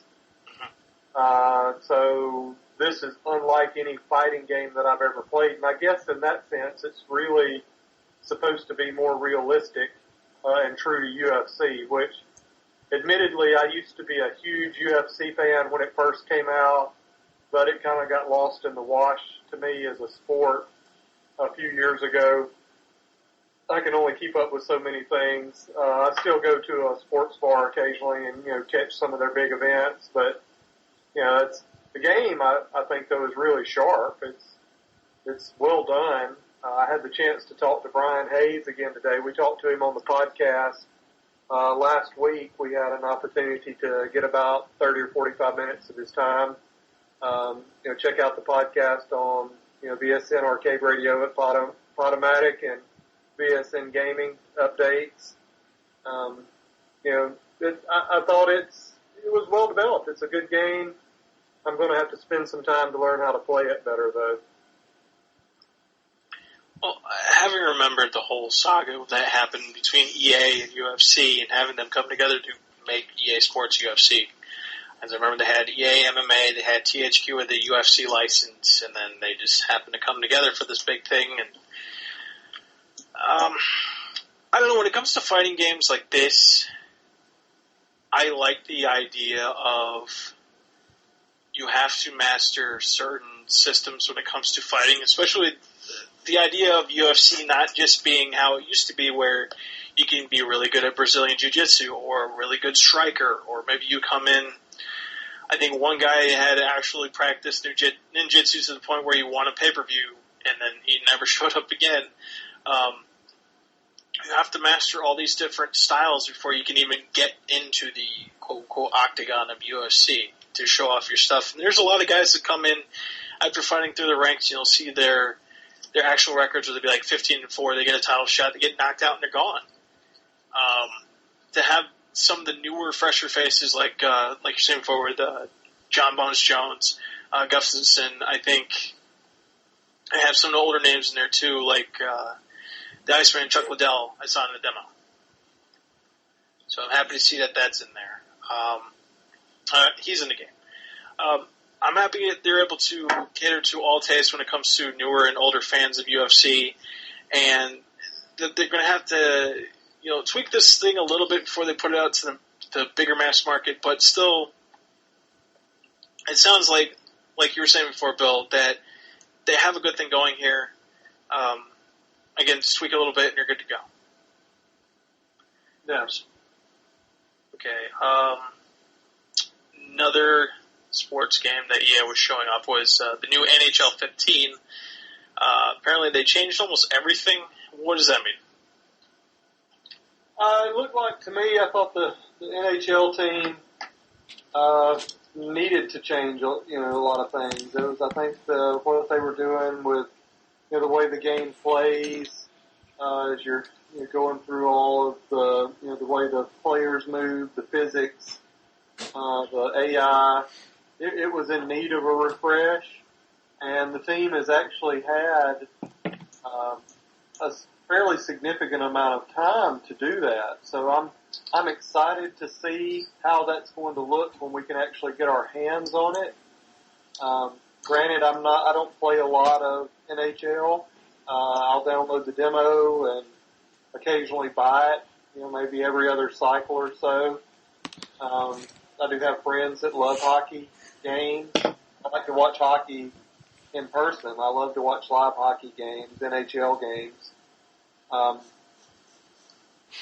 They didn't have to release a game for the PlayStation 4 and the Xbox One when they launched.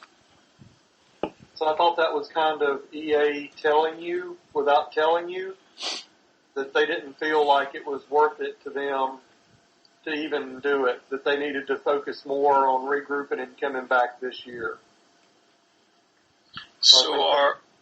Did you see that as more of a concern on their part as far as, they had the Madden series, they have FIFA, especially since they have FIFA 15 coming out as well.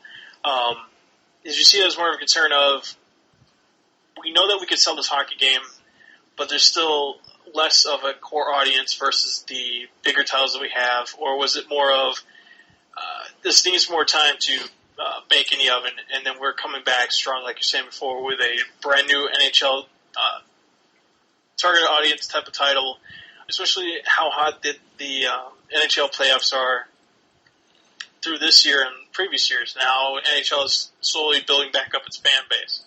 Yeah. It was probably for the latter. I don't think that they were ready to go to next gen with what they had in place. I don't think the NHL game last year was as poised to jump the next generation as Madden was, and I don't think that EA went into last year thinking that they would not have a hockey game for the PlayStation 4 and Xbox One at launch. I think that was something that they came to the realization of probably best to not have one sometime around last summer. When it was this time last year, I think is kind of when they decided that they wouldn't announce it. Probably the week before E3, they were like, it's not going to meet the cut. And they've done that before. Remember, NBA Live was on again and off again for a little while. Gotcha. No, I think you played at least the demo of NHL 15. Does this title intrigue you? There's a demo of NHL 15? Or previous demos of the title beforehand. There was a point where I was buying NHL every year. Mm-hmm. I love NHL. And I am so ready to get back into it, especially for this next gen. I know you asked about what changed from the last one that I played, which may have been maybe 12 or 13. Immediately, besides the visual, there's little things that you see. Of course, the physics were very obvious, even to the point where you had two guys laying on top of a goalie. Who knows how that's going to play out in, with how they choose to program the referees. But the goalies were like immovable objects that you just kind of skated around them. And the fact that you can, hit them, fall over them, maybe they'll trip you. That's game changing almost. Granted, depending on how it's implemented, it may end up turning out to be a flaw. But in concept, it is a great thing. I cannot wait. I love me some hockey. Yeah, I'm always excited to play like the newest sports titles, or if not the newest sports titles, the better parts of the franchise that have come out recently. Like, I picked up movie 14 The Show. I'm not going to say I'm a huge baseball fan, but to see sports games in general in action on newer consoles is always a good thing for me to see and for me to play. To see stuff like EA Sports, UFC, I might get that a look, if not just the demo, to see how it looks. I've seen people play it online through Twitch. Looks good. Hopefully I'll be able to say the same thing for NHL 15 because, like I was saying before, there is a bigger contingent of hockey fans, along with those who can remember as far back as like the original 6 of the NHL when it was first coming back, when it was first coming up. So I'm hoping this title is good enough for people to come and play and enjoy it and share with their friends and playing online, form leagues, things like that. Otherwise, you know, I'm not against seeing more Madden, more FIFA, but I like to see more of a robust series of titles for sports games for EA. Let's move right along, though. Is Swirly back, by the way? Yep. Okay. Do you have anything to say when it comes to EA Sports, UFC, or NHL 15? As for UFC, not really. I don't really like mixed martial arts that much. So that did nothing for me. It didn't look bad, but not my stuff. NHL, I really only got into one NHL game in the past. Probably won't buy the new one, but I will say that it looked really good. I was pretty impressed with what I saw, but again, it's something that I probably won't get. Okay. All right. Next here on the list here, let's see. Criterion. You know who Criterion are. You know what they have done for the genre of driving games. Apparently, they've come out with a new title. Doesn't have a name so far. But apparently they're moving on from cars to multiple other forms of transportation. Helicopters, ATVs, wingsuits, boats, jet skis, planes, things like that. Sounds like a... what's it called? No, I can't think of it. Crap. Extreme sports. Yeah, I'll say that. Basically, multiple means of transportation that are fun. Apparently, it's exclusively a first-person experience when they're driving or doing things in this game. What do you guys think of Criterion making a title that isn't just strictly race cars?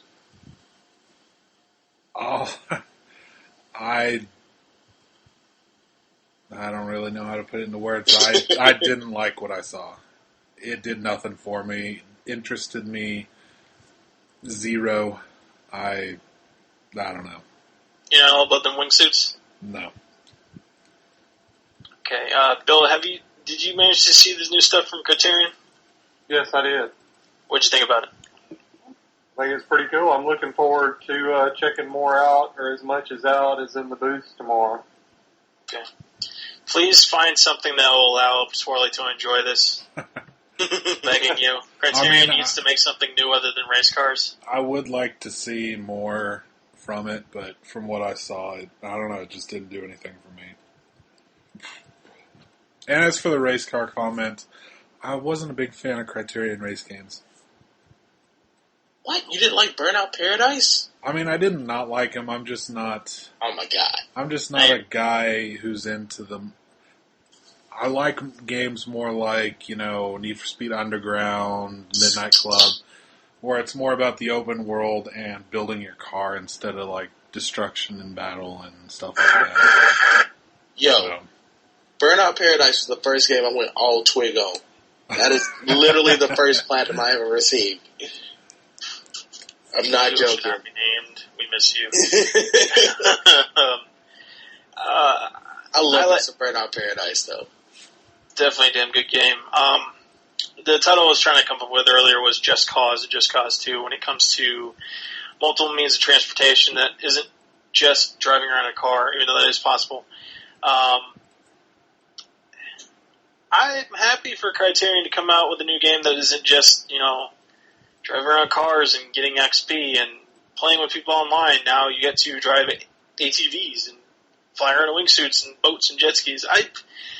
Other than, I don't know, Crimson Waves or Crimson Thunder or something like that, I never really, Crimson Tide maybe. I think it's a movie. No. We'll never speak those words again. Jay's just getting silly now. It's getting late.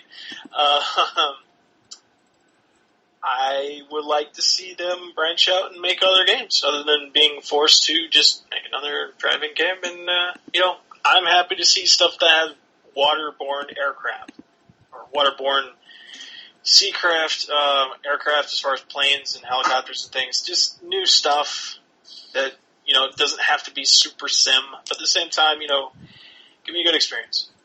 I like flying planes in games. I watched somebody hop out of a crashing helicopter and land on an ATV. Were you playing Battlefield? No, this was literally in the developer diary that they showed. Someone was jumped out of a crashing helicopter onto an ATV. You know what? If I can do that all the time, give me a group of 16 people to do dumb stuff in an open world, I'm in there. Okay. Hopefully this game will have a title soon. Speaking of crazy stuff, apparently the upcoming PGA Tour game that does not have Tiger Woods' name attached to it, apparently it's going to have something called Extreme Fantasy Courses, and apparently it looks like a longer-range Goofy Golf. I think they took a map off of Battlefield and made it into a golf course. They did. Did it look cool? It actually did. Not gonna lie. It looked pretty cool. They drove a ball over the crashing battleship, and I do not remember what the name of that map was. It was like Parasol something. Something Parcel like that. Storm. Yeah, Parcel Storm. Thank you. That happened. Hit a ball over a crashing battleship. It looked kind of sweet. It did. Bill, how do you feel about getting Battlefield in your PGA Tour game? Battlefield? Mm-hmm. In the PGA Tour game? Yeah. It's more like a gimmick? Yeah, to me, not trying to shit on it, but, You prefer just regular greens and lies? Yeah, sand traps and things like that? Yeah, let's just get our stand. Let's stick with the game. I hear you. Swirly, how do you feel about it? I think at this point, if I were to get a golf game, it would probably be the golf club. Okay. My thoughts would be exactly what Bill said. Let's just stick to some regular golf. Give me some freaking golf. I don't care how unimaginative your courses are. Just give me something here. I hear you. Let's see. Speaking of non-stuff like that, Madden apparently is making a game of football. True or false? Madden. It's true. Okay. So the name. So tell me about this game of Madden. Is it a good thing? Is it a bad thing? Should I be buying this? Do you like football games? Not really. No, he sucks. Then probably don't buy it. I made him cry. You did not make me cry. Shut your mouth. In NCAA. It happened.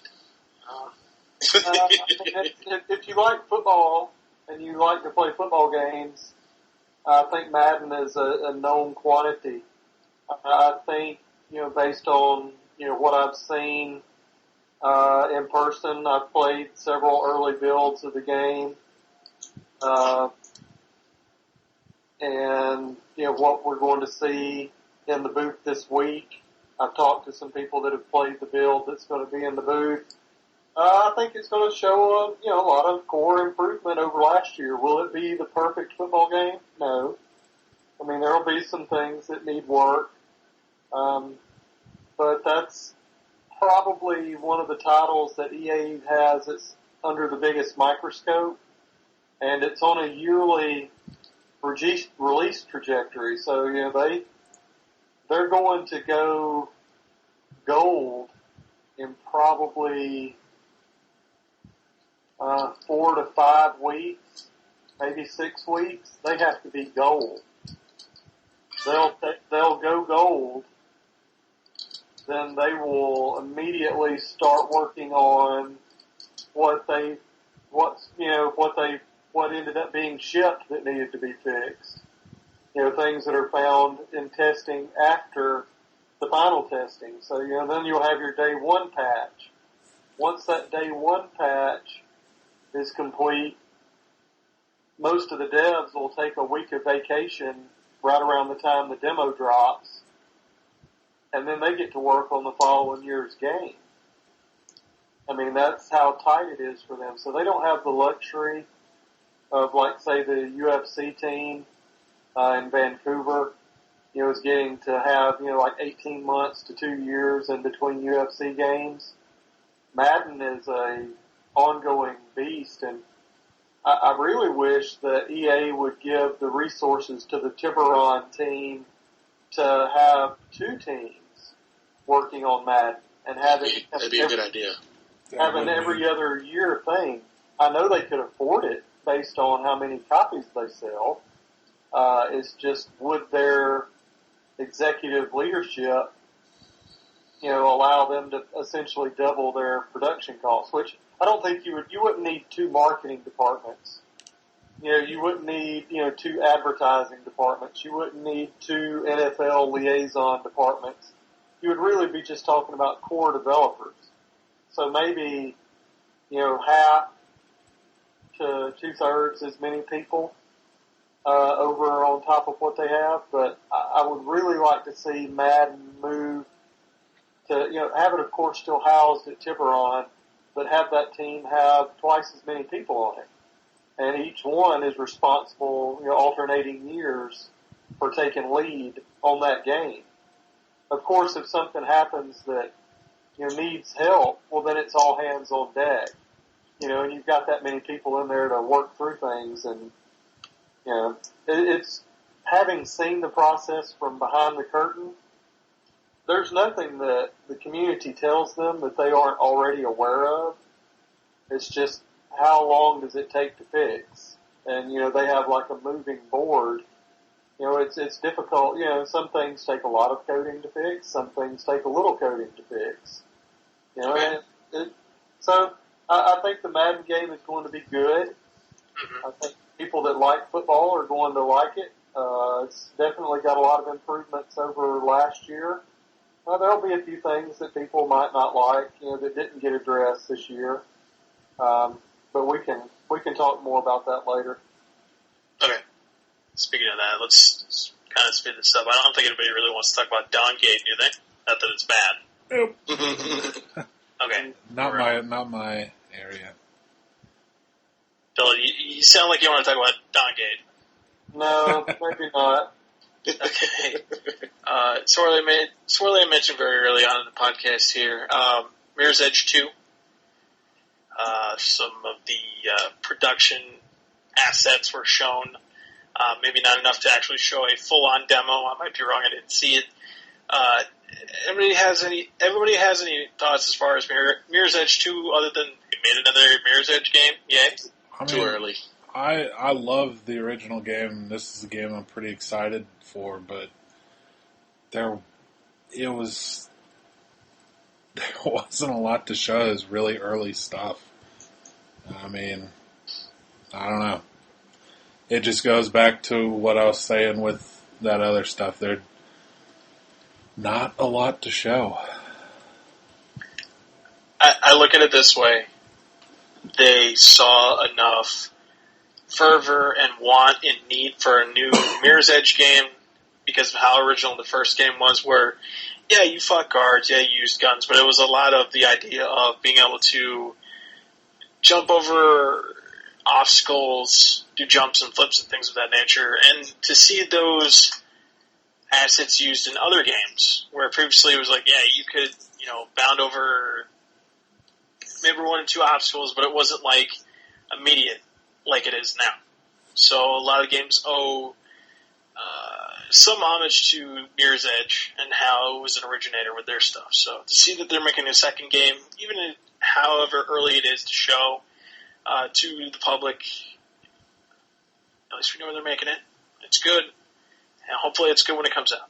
So, Bill, have you ever played Mirror's Edge? I have not. Okay. Do you see yourself playing a game that features a lot of parkour running and conspiracy theories? If it comes out with a demo and I'm duly impressed, I could. It's for me. I play so much Madden that it's difficult to work other things in on top of games like, Borderlands 2 took up a shit ton of time. I loved that game. Best game. Sunset Overdrive. I know I'm going to be buying that day one, and I know I'm going to play the hell out of it. So, being an older guy, you guys think you're old at 30. I do. I'm not 30. I'm 29. I'm 24. No young as hell. So just, my time is extremely limited. So I could play it, but there are games that I see that I just immediately feel good about. And, that one didn't make the cut right now, but, hell, I'll play just about anything if there's a demo, and some things I'll pick up after I play the demo. Oh, do I have a couple demos that you're going to regret playing then? A lot of them are Japanese. Don't listen to Jay. He likes bad games. I do, but this is bad. I'll tell you about it later. Something with the name of Miku in the title. I'll let you know. It's bad. We're along though. FIFA 15 also features the game of football. Apparently the word emotion was used a lot during the conference. But haven't played previous. I think I played when Kill God was a bigger member of PurchaseForceNetwork.com. He ran a sign up for the forums today. Yeah, never do that ever. Sign up for the forums today, right now, while you're listening to this. Hit up the greeting section, I guess, too. Anyways, having played in his previous soccer league, I had no knowledge of soccer at all, really, other than, there's a ball, there's a net, there's a couple people on the field, a lot of people fall down, pretending to be hurt, and they have a magic blue spray or something like that they spray on people's ankles and they're magically healed. I never really got into the sport of football until then. Football. Now I'm hearing stuff about how Manchester United and Manchester City are always battling each other. There's always upstart teams like Crystal Palace this year was big into the whole English Premier League. Never even knew about that stuff. And now I'm seeing how FIFA is, like, in America with Madden, like FIFA is worldwide.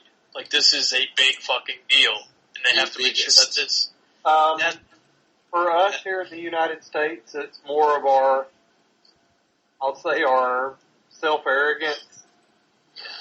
In the U.S., Madden is king. Globally, FIFA shits all over Madden in terms of sales. To Peter Moore, who I had the opportunity to visit with earlier today, when he's looking at his line item, he smiles when he sees FIFA sales. And that's just indicative of what we already know. American football is king here in America, but globally, soccer, it's the World Cup. The world is shutting down right now for the World Cup. Yeah, the World Cup's Thursday, just after E3. It's the best week ever.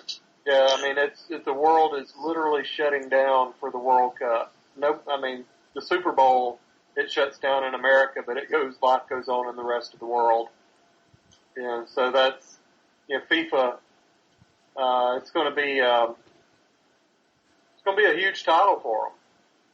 I'm looking forward to getting some hands on with it this week. Like I was saying before, having played the previous title, especially against people on VSN, I never really got the whole idea of, like with our version of football, or hand egg, depending on who you ask, there's a lot of strategies involved. You got placement of players here and there, and how you have strikers, you have fielders. You have to have a damn good goalie sometimes, depending on how bad your team is. To see that all go on and see commercials about how you hear about guys like Messi, Ronaldo, folks like that, like it's a big time thing in that they're not just with FIFA. No offense to those who are working on different games like NHL, UFC, Madden, things like that. Like they know that they have to put out a top product when it comes to FIFA. Because you have other titles waiting in the wings that are, I think it's like Pro Evolution Soccer. I think KNUBB makes it. Yeah, they know that their competition is going to come in there and swallow them whole if they don't get this right in the eyes of their millions of followers. And that they don't sit on their ass and just look at this game and say, well, and again, I'm not saying this in offense to anybody else, even though they might have an opinion about it or otherwise. I'm happy to see that they're not willing to sit on their ass and just look at this game and say, okay, well, we put out a good, decent game this year. We're just going to put out an updated roster. We might put in some striking drill and just let it go. Everybody's going to play their favorite teams, and that's it. Just make sure the online works okay, and you'll be good. Hey, if this game looks great, it plays great, more power to them, and here's something for a good other season on FIFA 15s. Anyways, I don't know what I was getting at there. Last but not least, in EA, worst kept secret of EA is Battlefield Hardline, Cops and Robbers. I have impressions. Battlefield Universe. You have impressions. I have impressions. You have impressions. Impress us. That's try damn hard. Okay, so I was able to obtain a spot in the Battlefield Hardline beta. From the few games that I played between conferences, there's only 2 game modes and there's 1 map. All right, the 2 game modes are like heist, where you stop the robbers from breaking into the armored vehicle, and then there's blood money. All right. These game modes force everyone into the exact same area, so it actually creates choke points. Even if they're in really, wide open areas, they create choke points. So the game becomes really hectic, really, really, really fast. And surprisingly enough, it runs beautifully, really. I honestly believe it's running higher than 60 frames per second, even though the game isn't completed and it's a beta. What's there right now? There's a crane that falls down, tears down 2 buildings. It runs. It is the smoothest gaming experience I've had on a console. Hands down, right now. What do you think about them taking the shooter genre, and you can kind of see it in games like Payday 2, where it's, even though you don't play on a certain side of the law, them taking the shooter genre and then putting it into the cops and robbers type of universe. That's the best thing about this game. It actually really is. It took cops and robbers from the playground into video games, pretty much. And it creates a sense of urgency, because everyone wants to win in any game. It's all about winning, completing your goal, and getting to take cops and robbers and then be the violent person that you really want to be in real life. Apparently, with all these shooters out there, it's really cool how they always said from the leaks that we've seen that they want to create a TV drama feel of police crime dramas, whatever. Even your loading screen is a news report with a TV what to call it, a headline at the bottom, and you get news reports of what's about to happen in the game in your loading screen. Gotcha.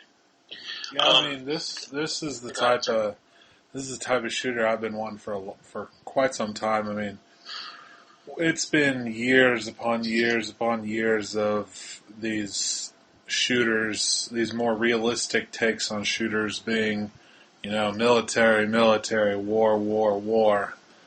And it's nice and refreshing to get, cops and robbers. And it's like I said on the last podcast, ever since I saw the movie SWAT, I've always wanted a game to come out kind of like this. So I am ready, and I'm very happy about the new take on the first person shooter. I like the idea of the game itself. I don't know, other than using the Battlefield name to maybe build some more clout for it. I mean, I'm all for cops and criminals, bank robbers and stuff. I played a lot of Payday 2 when it was out. That they're using tactics normally used, I guess, from SWAT teams, perhaps, with their equipment, with explosives, with actual tactical weapons, things like that the cops would use, criminals use as well. I'm assuming you're not going to use like a laser-guided rocket or anything like that, but you might use something like an RPG if you're a criminal. That'd be cool to see. That they have stuff like zip lines and I believe climbing rope as well, grappling hooks. You see stuff like miniguns. They still use helicopters, but more of a tactical means versus just, I'm in a helicopter, I'm using it as a flying elevator, basically, and I'm going to jump out, like you would see in Battlefield 4. I'm not going to be too plussed or nonplussed about it until I get my hands on it. From what I've seen through Twitch and from hearing from you guys, it's something new. It's not quite the Bad Company 3 that I was hoping for, but, hey, whatever Visceral Games can think of, put out something that apparently has broken the beta give-out servers for EA. It broke everything. I hope it's good. Did. So, here's hoping it's coming out October 21st, and he's hoping for good things. Bill says he's tired, so we're gonna speed this along. Let's see, what was next on the list here? Ubisoft. Let's go, real quick here. Let's see. Far Cry 4 looked fucking crazy from what I've seen of their demo. And it was announced tonight by the man himself. Troy Baker is the villain of Far Cry 4. Troy Baker, that's my boy. Pretty cool days in the game.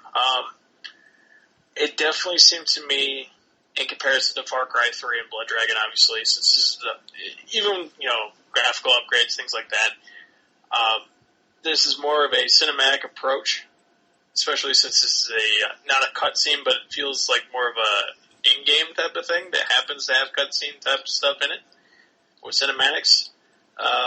Apparently you're driving in a bus during the demo. You're with a compatriot, you're trying to pull out like a passport to get into a country. All of a sudden your bus is stopped. Apparently the people you were riding with are part of a rebel faction that's fighting against the big bad that's in this game, his army. They try to run and escape, they get gunned down. Then the evil guys, obviously you assume they're evil, throughout this demo, light up your bus, you get out, and then all of a sudden you see a military-grade helicopter just swoop down. The big bad just walk up to you and say, hey, what's going on? Take a selfie. Takes a fucking selfie after he rips out this dude's throat with a scalpel. He's like, here, hold on to this. I need to go take a picture, bro. And he snaps the picture. What's up? Let me take another selfie. Yeah, let's take another selfie. Selfies, anyways. Yeah, he just takes a selfie with you. You actually get to see a picture of your character instead of, you just having to guess, or there might be a portrait here in the menu that you might not ever read. And you get a bag put over your head, and that's the end of the demo. But apparently there was another section of a demo shown later on, I believe, Sony stuff. They show more of the open world of the game and how it's like in Far Cry 2, Far Cry 3, Blood Dragon.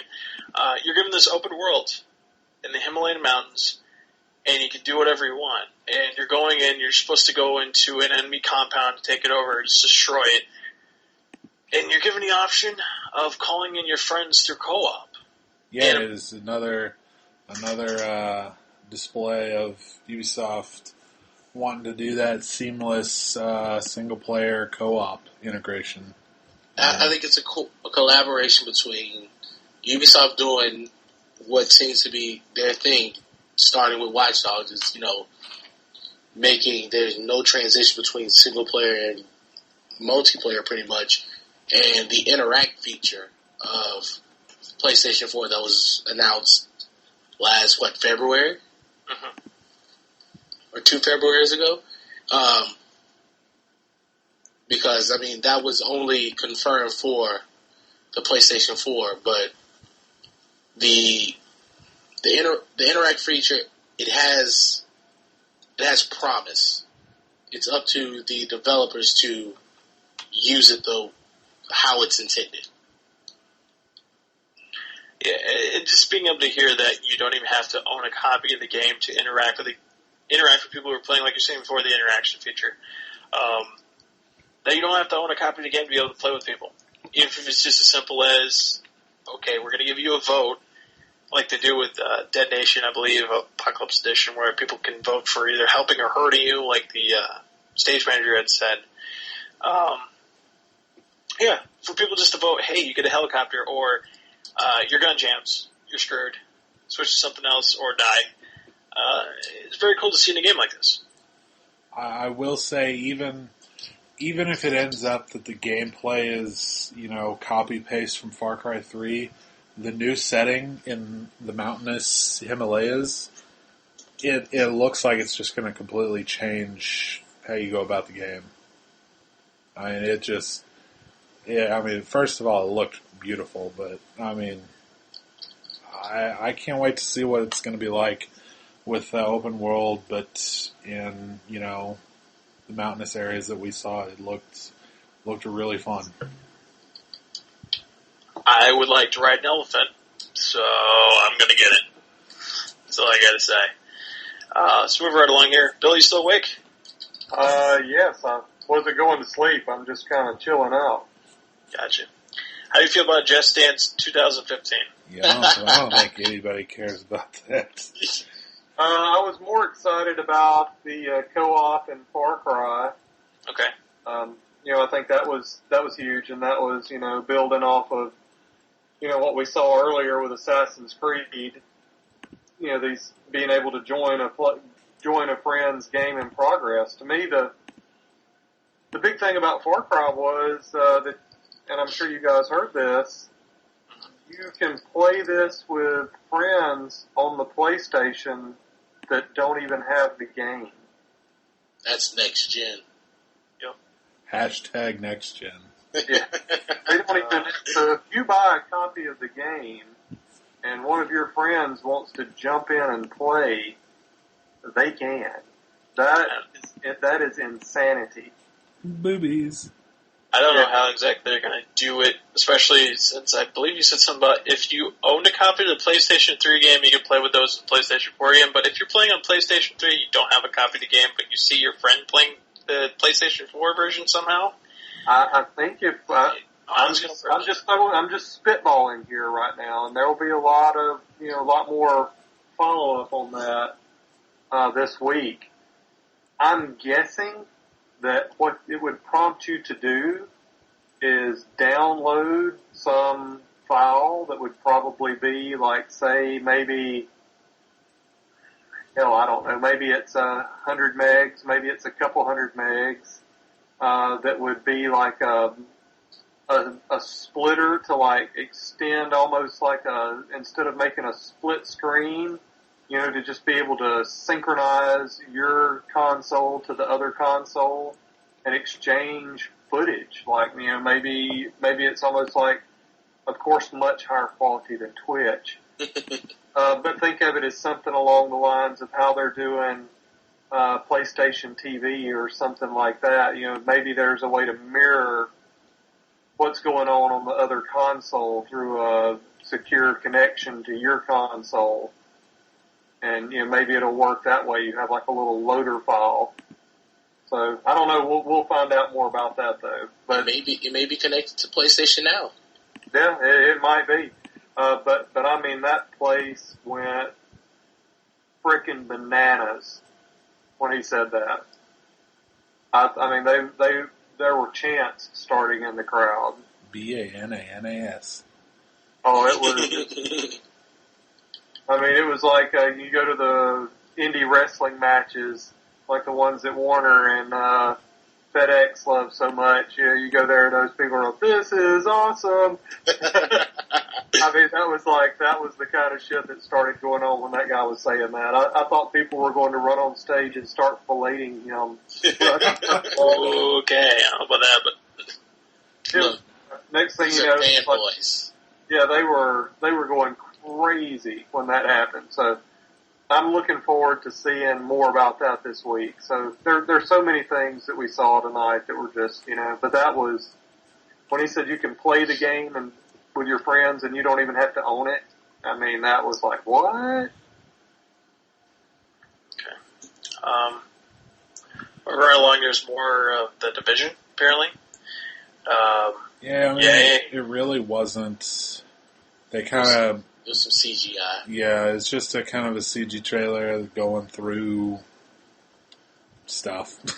They kind of. It's that backdrop of how the world is. Yeah, they kind of blew their load earlier at the Microsoft conference, and this was just kind of show something here. What I will say about this is that I hope they don't Watch Dogs the fuck out of this game. I know there's a lot of interesting things that you want to see about this, but you know, too much information might be a bad thing when it comes to this title. I just want them to finish it, put it out there, and let us play it. You can worry about world building as you play the game, not just, you know, give us half the plot without the ending, and then, you know, expect us to just be like, oh, the Division's awesome. I can play with my friends. Like, you know what? If you want more of a story out of this stuff, don't tell me everything. CGI trailers are fine or whatever, but give me some gameplay. See how it works. And not just some pretend gameplay where people just go through certain motions to allegedly show off the different features of the game while, you know, seemingly looking like they're using tactics when they're not. So. Well, I had no problem with what they showed because I think showing more gameplay on top of what they did at Microsoft would have been maybe a little overkill. But again, they didn't want to just leave it out of their own press event because that would be dumb. Probably. Just kind of there, a few minutes, make sure everybody remembers. You remember that one game that Tom Clancy likes so much? There you go. The Crew. Yay or nay? In there. Wait and see. Again, I mean, I really like the idea behind it, but again, I'm not huge into car battling. But you know, a car MMO, driving coast to coast. You know, I might have to check it out. The trailer that they showed, they said that was a 2-hour race. A 2-hour race, and that footage was all from that one race. I am pretty big into long races. I don't know if I want to sit there for 2 hours playing a game. Even if it was something like... 2 hours playing a game? What kind of gamer are you? No, just straight... Come on, man. You probably binged way harder than that before. I'm not saying I have not sat down and played a long race or a long set of levels or whatever, but I've done that. I've played Mass Effect for like fucking 12 hours straight, I believe, one night. That was good times. I don't know if I could do a race that was 2 hours long, though. I mean, they have shit like that in Gran Turismo, which is fine. You just use a rubber band and you're allowed to leave your console on. But, I don't know, man, unless, you know, it looks great, or there's a lot to do in the middle of a race, like taking shortcuts and things like that happen to affect other racers, kind of like a Mario Kart, but not really. something cool would have to make me want to do that. Otherwise, I just want to do circuit lap races and that's it. I'm all for gumball rally type stuff. But they've already done that with Need for Speed: The Run already once. It's a completely different studio and title. I've already seen it done once. I don't have to see it again. That game was balls, though. Oh, and they did also announce November 11th. There you go. Hopefully it's good enough for people to buy. Speaking of games that are good enough for people to buy, except for KNUBB, of course. Yep, that's true. There was more talk of Assassin's Creed Unity. Now, you said you had something to talk about. You and your farting noises. You said you had more to talk about when it comes to Assassin's Creed Unity, Swirly, so go ahead and take the floor. Well, here they started off with story mode, single player. They just kind of go through, the setting of French Revolution. There are some pretty brutal scenes, as I'm sure most people out there know from old history classes and whatnot. It shows off the new protagonist. He's kind of a lanky guy. You could tell through his movements throughout the city and his parkour and whatnot. They didn't really go into his story at all. One thing I did notice, there was a lot more open buildings that you could go into. Like one of the missions that they showed, the character goes inside of a building during a mission, and it was a pretty open building, and that's something that hasn't been a big part of previous games, and it's definitely something that fans have desired for a while now. They just kind of show off the Paris setting. He's parkouring at the end. There's some public execution going on, and at the end he kills the head guy who's doing it. And at the very end, you get another shot of that seamless single player to co-op transition, and he calls in his buddies, and they just come in right there. So it was this coupled with their presentation at the Microsoft press event, I was pretty impressed. All right, so Bill, given Swirly's observations about Assassin's Creed Unity, do you find yourself wanting to purchase this at all? Bill? Gonna pass out. On which game? Assassin's Creed Unity? Yeah, based off of Swirly's observations. Do you think it's something that you'd like to pick up in the near future? I'm definitely looking forward to that one. I like the fact that you can play with your friends. That's game. There's not a lot of games that I want to sit around and just play by myself. This one, the fact that I can have friends join in, that makes it something to me that gives it more playability. Let's see. Nub has to go for 20 seconds because he really, really wanted to talk about Shape Up, but he has to go take care of something. Apparently it's an exclusive fitness game. Oh, this game looked like booty. Yay, I don't even really know. Like, the first thing that they showed off looked like some piano Dance Revolution type whatever. Uh-huh. And then they showed a push-up challenge. I'm all for fitness and whatever, but going out and taking a walk with your dog or something looked like more fun than this. There's a lot of emphasis, especially that I've seen for the past few years when it comes to Xbox One and Kinect. There's a lot of emphasis on the gamer at large. They wanted people to be more active, and in doing so, they want you to get off the couch, do these shadow boxing exercises or push-ups and things like that. But it never seems like it's more of enjoyable stuff as much as it is mandatory exercises with video game graphics behind them. It doesn't seem fun unless you are an athletic type of person. Otherwise, it's just like the name says shape up. Like you're doing something to where you've spent $500 plus on a system, and then you're spending another $60 when you could be spending that money more on actual weights and maybe a gym membership or whatever. So instead of having to buy a video game just to, motivate yourself into losing weight or just to get into better shape than you're already in, you can spend your time on more productive things. Like, I know what they're going for. They're going for, something that's more fun than, say, like Wii U Fit or, the stuff along those lines. But, I mean, it looks so dumb. And, I mean, if you're looking for a way to play a game and work out at the same time, I guarantee something like Just Dance or whatever the other dance game is, Dance Central. I mean, I bet those are 10 times more fun than what we saw for Shape Up. Yeah, it's not even like an exercise game. Like, they're just trying to find excuses to use the Kinect. It's more or less like, from what I've seen, you got to be more active. You got to be jumping around in front of a camera and doing all those other things. And they're trying to disguise it as, another peripheral thing for the Kinect, just to, give an excuse as to why the Kinect should exist. And it's a lot easier to say, you're going to exercise with your Kinect versus just looking stupid in front of a camera. So, I don't know. It's each their own when it comes to this type of stuff with exercise games or the Kinect and the Xbox One, but I for certain will not be playing this. So,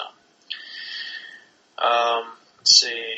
Another one on the list, Valiant Hearts, The Great War, if you're into WW1 and Sad Dogs, there you go. Oh, the saddest dog. Saddest that game really is going to make the feels. Feel like feeling bad? I don't like feeling bad when it's involved with dogs. I get enough feels in my video games already. I don't need more. I will say that I'm all for games using the UbiArt engine because that engine is quite beautiful. But yeah, I don't know. I love World War I. Love dogs. This game just makes me feel like it's gonna make me sad, and I don't really want that. I want to feel happy when you play video games. I mean, I'll take the sadness when Joel's daughter dies in The Last of Us Remastered, but spoilers. Yeah, spoilers from like the first 20 minutes. Some people haven't played that game at all. I know, they were waiting for a remaster. Well, they're clowns. No, anyways. Last thing on Ubisoft's list. There's going to be a new Rainbow Six. Oh, Snizzap. That is not Rainbow Six Patriots. Well, it kind of is. It isn't. It's what was scrapped and redone. Still say they should have kept what they had, but it's called Rainbow Six Siege. Apparently, it is 2 teams of 5 from the demo they showed. SWAT versus a gang of home invaders. Apparently, you got to plant a breach point if you're SWAT, and just figure out as you go. Like, just totally plan your shit. Versus, you're inside a house and you're just trying to eliminate SWAT. So, if you dig Rainbow Six, if you played it before, Rainbow Six Vegas, all the other games of the series, you're probably going to buy this. Because everybody in the group has been waiting for fucking Rainbow Six forever. After their press conference, they had a guy on Game Trailers TV talking about it, and he was talking about, with this, they're trying to go back to the original Rainbow Six games. Obviously, from what we saw, it's very tactical, slow-paced, not your average Call of Duty game. You're gonna have to utilize a lot of communication with your team.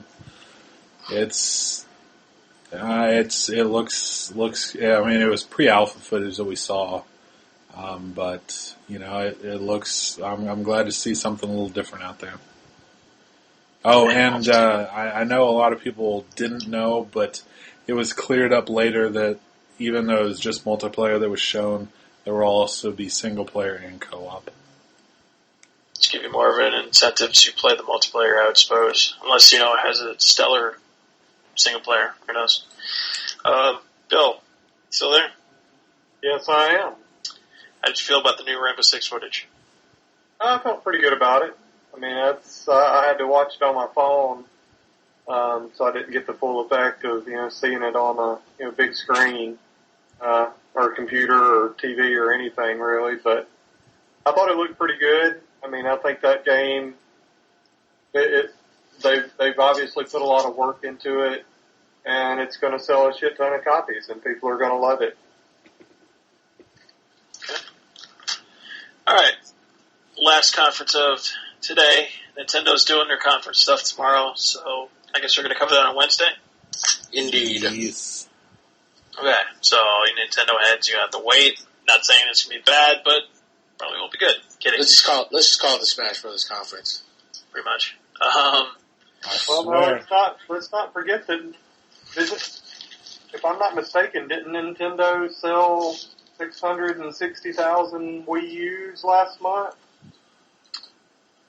We'll call it the Luigi Death Stare conference. Yeah. I mean, they ended up selling like 20 times more consoles in 1 month than they normally sell because of Mario Kart 8 coming out. So People I think they need to use some of their $15 billion in cash reserves that they have and start pumping out more first-party titles. Zelda. I need to make another Pokemon game. Yeah. Hey, they ring that piggy bank. Oh, If they'll they be showing wanted to print Pokemon money, tomorrow. if they wanted to print money, they would just make a Pokemon home console Wii U game. That's what I want. I would love that. But they don't want to print money, so I don't understand. Bastards. That's business. Bastards. I heard a room. They have more cash assets than any of our other gaming companies. They're making bank off of Pokemon and those 3DS consoles. They're absolutely crushing the Ouya. Sorry for those who actually like the Ouya or built it. I heard a rumor. Destiny. I heard a rumor that they're doing Pokemon Snap 2. Just throwing it out there. We'll talk about it Wednesday. That's not a real thing. It might be. You never know. I hope it is. It'd be awesome. See you tomorrow. We'll do. Sony. Looking at the list of dates here. June 12th, PlayStation 4 owners are going to get a crack at the alpha for Destiny. Boom. So, fucking just sign up for that shit. Check on your email every 2 seconds. And beta on July 17th. Yep. Only on PlayStation 4. For 4 days. Still, beta. September 9th, apparently they're coming out with a brand spanking new white PS4 that's 500 gigs with Destiny and a PS Plus voucher. So, those who like different colored consoles, there you go. Destiny looked awesome with the CG trailer. Looking forward to playing some more. Some of the stuff they showed off looked like a lot of... From what I've seen compared to the alpha, looked a lot more of one particular class of awesome. Looked like the awesome one with like controlling the battlefield versus everybody else is shooting shit. You can create like shield domes or just, sort of just Goomba stomp people if you wanted to. So I guess that was kind of cool. Apparently they had Peter Dinklage as the narrator. Yep, that is exactly who it was. Yeah. So, Spend a little money. If you need some more Dinklage in your life, go buy Destiny. Dude, who doesn't need more Dinklage in their life? Seriously. Some sad people. Bill, you looking forward to the Destiny alpha beta? Yeah, I mean, I thought that game looked really good. That was, everybody was very excited to see it, so a lot of good buzz around it. You just hope I get to that alpha. If we don't get invited, I'll be very mad. Well, you see yourself... We'll make a few phone calls if you don't get a... Yeah. Use the connections. It's not just me I'm worried about. There are other compatriots that need to be involved in this alpha thing. I'm just saying. Wink, wink. Nudge. Let's move right along here, though. They had some footage for The Order. Oh, man. This game. This was probably the gameplay that stole the day. It's ridiculous. It looked like it was just straight CG cutscenes, and then they cut to in the middle of the cutscene, you can interact. Yeah, it's fucking beautiful. And it looked like just seamless stuff, like you were playing the cutscene, but you were playing. A lot of people got upset because they thought that when you're playing as one of the main characters that you're fighting against zombies, and then the dude changed to a fucking werewolf. And yeah, I mean, really excited. I was even on my call with my coworkers. They're like, there's just a bunch of groans when they saw that zombie, and then it turned into werewolf, and it was just like, holy shit. Yeah, I mean, I was making the comment as well. I was at the briefing. Andrew Johnson, the community manager for Madden, was there sitting beside me, and I leaned over to tell him that I was really over zombie titles, that anything that had zombies or vampires in it, I just wasn't going to buy.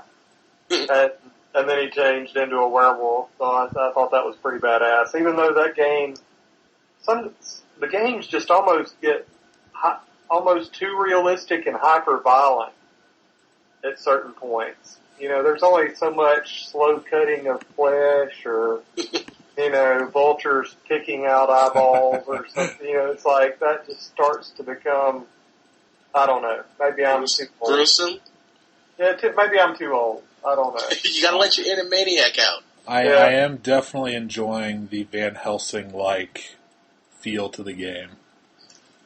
Yeah, I definitely caught a whiff of, like, the old school Universal monster vibe that you get to hunt these things down. I don't know if it's just straight werewolves or not. I would like to fight the Mummy. If not, Creature from the Black Lagoon. Maybe Frankenstein's monster. Who knows? That's involved. I'm all for it. Dracula's Brides. Who knows? It was announced just a little bit ago that release date. The release date is February 20th. Bringing up, yeah, February 20th, and there were some collector's editions revealed, and they have statues.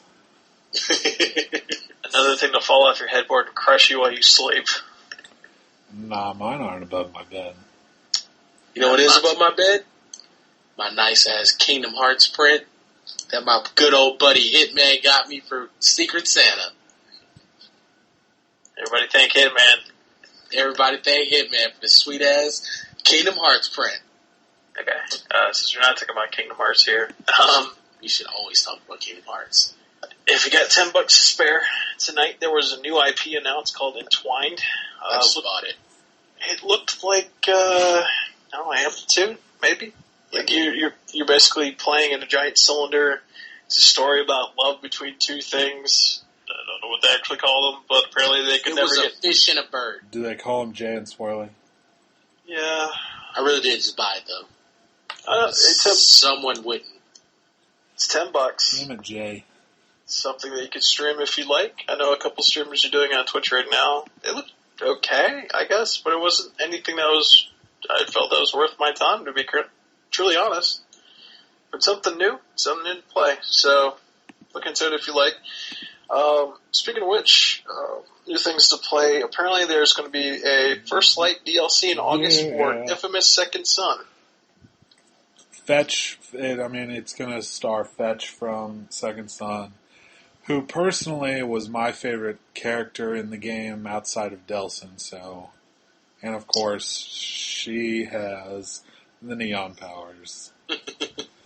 I like the idea of it being a prequel DLC, so you get to explore more into the idea of her background and what she was doing before she met Delsin. That kind of paints them in a corner, though, because I wouldn't think this is going to be a full-length DLC, but at the same token, like, you really aren't going to do much other than maybe neon sniper people in the head. Which is awesome. Yeah, you can't go wrong with that. Yeah, and you get to meet her brother, which I guess would be kind of cool. See what kind of person he was like before, your character actually does him in. I'm assuming that would probably be the end of the DLC. Other than that, DLC for Infamous Second Son, we've been waiting on it. It's not Cole's Legacy, which sucked. It's not Paper Trail, which was too hard to get into and finish altogether. And even then, you didn't get the fun. You didn't get the. you didn't get the final power at the end. You get paper powers. You just got to learn and solve a mystery. So, one of the good things I think they're doing is it's a standalone DLC, so you won't need Second Son to play it. So I mean, this is a good way, just like Festival of Blood. You think it's like a one island type of dealie? Well, I mean, like you could say somebody's halfway interested in Infamous, but they're not sure if they want to buy the game. You can just buy this little DLC and they can get a good idea for what the game is about, and it could sell a few extra copies of the main game. I gotta assume that it's gonna be like a 5-6 hour DLC tops. From what I've seen through Fetch of the character, like you're only gonna get that one power. Again, you're gonna have a super limited story. Like I guess you would have to fight against Dupe Troopers and things like that. Maybe meet some new characters along the way, but I don't even think it'll be that long. Festival of Blood wasn't even that long. Yeah. So here's hoping. Again, it's not a bad thing to have more Infamous. So. Speaking of more of a certain game, Little Big Planet 3 is coming out on PlayStation 4. It was a very big announcement. Everybody was super fucking happy to see this, because who doesn't like Little Big Planet? There's going to be more characters to play as. Apparently you get 4 people on the screen at a time, just like you used to, but you don't have to play as just Sackboy or Sackgirl, depending on your character. They have 3 new characters by the name of Toggle, Swoop, and Oddsock, which I found very interesting. Swoop apparently is a bird. Toggle has the ability to change between a small character and a big character, like weight distribution type of thing, which is kind of cool. Oddsock, I don't know other than I guess it's a fast character. Wall jumping. Just call it a dog.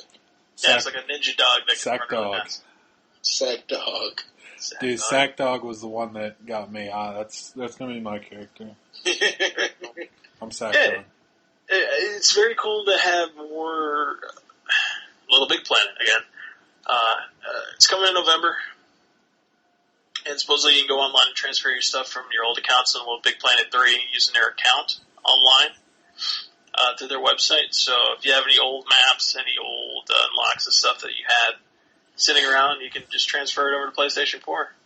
Big bang boom. Hopefully be able to do some stuff with Vita as well. Because from what I've heard up until this point, the Vita version of Little Big Planet 2 is the best version. So, who knows? Billy, you said about Little Big Planet 3. Yeah, I mean, that game's actually pretty cool. I didn't get a chance to play a lot of the previous one, but I like games that have co-op play like that, and it's fun. I like games that don't take themselves too seriously. It's like, let's just be fun. Everything doesn't have to have 1080p eyeballs hanging from sockets and tendons, waving in the wind. Some things can be just adequate graphics and fun. And I think that game kind of fits that profile. I would assume in certain maps you probably find some hanging eyeballs and tendons, depending on who you look up online. Mm-hmm. Speaking of tendons and eyeballs, and lots of blood. Yeah, I was waiting for this segue. There is a new IP out from Software that everybody was just like, oh, we're looking for the new. Yeah, apparently Project Beast is Bloodborne. Oh man, this game looked insane. I have no clue what to take from it, though. Your character fucks up monsters, and if they're not careful, they get fucked up. Because by the end, after you were busy, apparently, Jack the Rippering monsters to collect parts, I guess. You find like some weird old altar. It reminded me a lot of some like Demon Souls carvings or something, and then the giant monster comes and just fucking snatches the life out of the protagonist, and then we get to hear that it's out in 2015. It kind of seemed like it was a Souls game set in the Order universe. You didn't see the shotgun. But there was a gun. There was indeed a gun. I saw it. Yeah. I saw the butt of a rifle on some zombie's face, and then that was it. didn't seem like a hollow. It was more like an undead. They have a zombie type thing, so looked kind of cool. Very, into it. Very hairy. Yeah. He needed to take a shower or something. It's quite gross. Kind of gross, a little smelly. Some bits of rotten flesh here and there. War Far Cry 4, we talked about that earlier, with the co-op business. Comes out in November. PlayStation 3, PlayStation 4.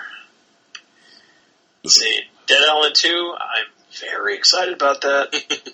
Jay and his zombies. That came out of nowhere. It did. It was... I'm not really excited about it. I did enjoy the first game of what I played. I didn't finish it. But I will say the trailer, it was a good trailer.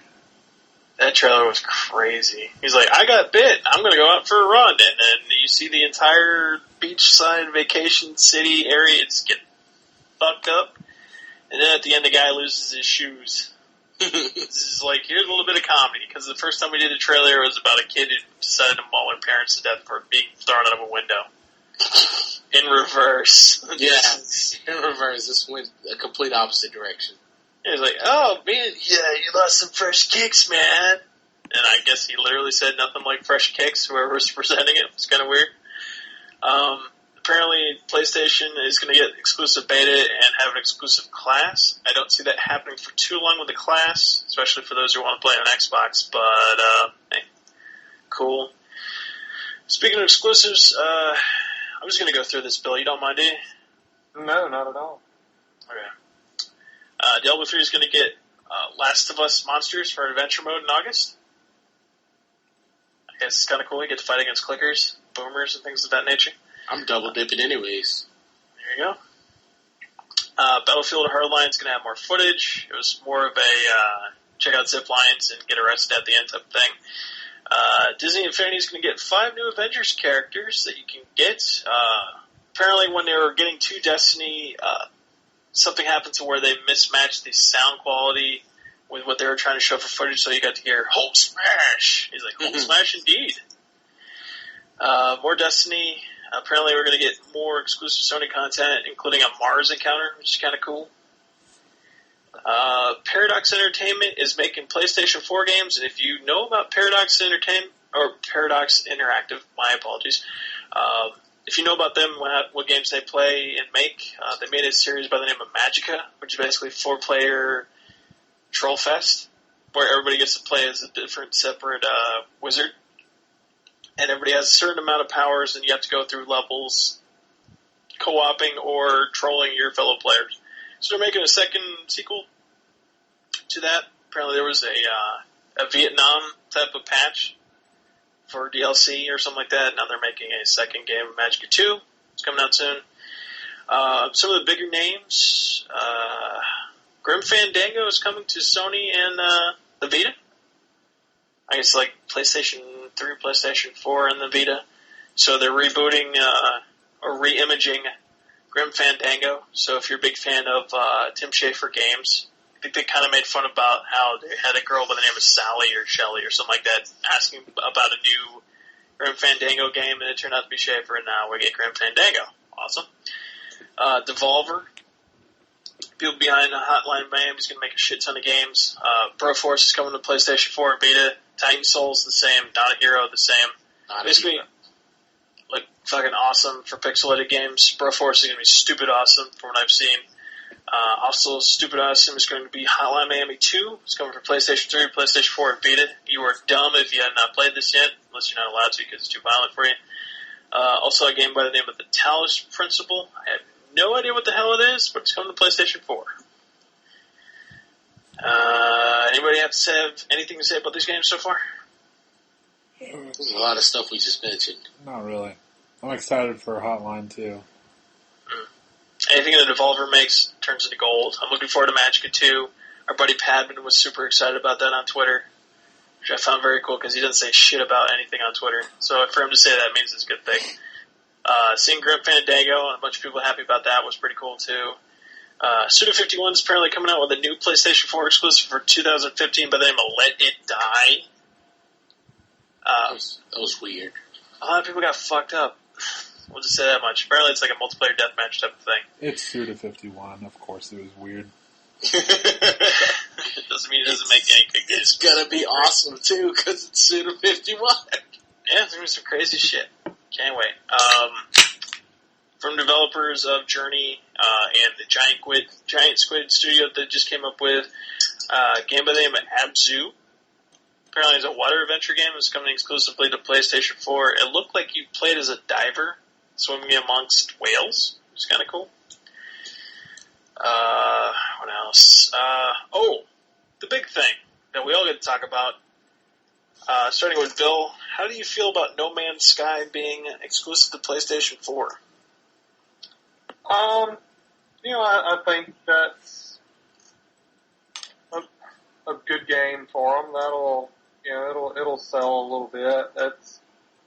I don't know if it's as big as, Xbox getting DLC priority for the Call of Duty series, or if it's going to be as big as PlayStation getting Destiny first. I mean, that's... Well, the whole idea of No Man's Sky I like because it is procedurally generated universes, and according to them, everybody gets to start off in their own separate universe for them to explore and encounter anything, basically. And if people get to I don't know if the word is invade or encounter you in discover you in your own universe. They can happen upon planets that were said that to have been discovered by you. Like this reddish planet was discovered by you and it was named officially by you. Apparently, like one of the big things is you find a planet that nobody else has touched. You could name it after anything you want, which is kind of cool. Like boobs. Planet Titties. There you go. There you go. First planet I find. Planet Titties. And the cool thing about this is that you can take off of the any planet service, lift off, and you can see like giant space battles in the middle of space. And if you don't want to bother with that stuff, you can just fly off and land on another planet, and it's all seamless. Pretty fucking cool. I thought it was really cool that they got the game and the dev there, especially after the whole flooding incident. Yeah, that was kind of sad. So I mean, it was cool that he got to be out there on stage with his game.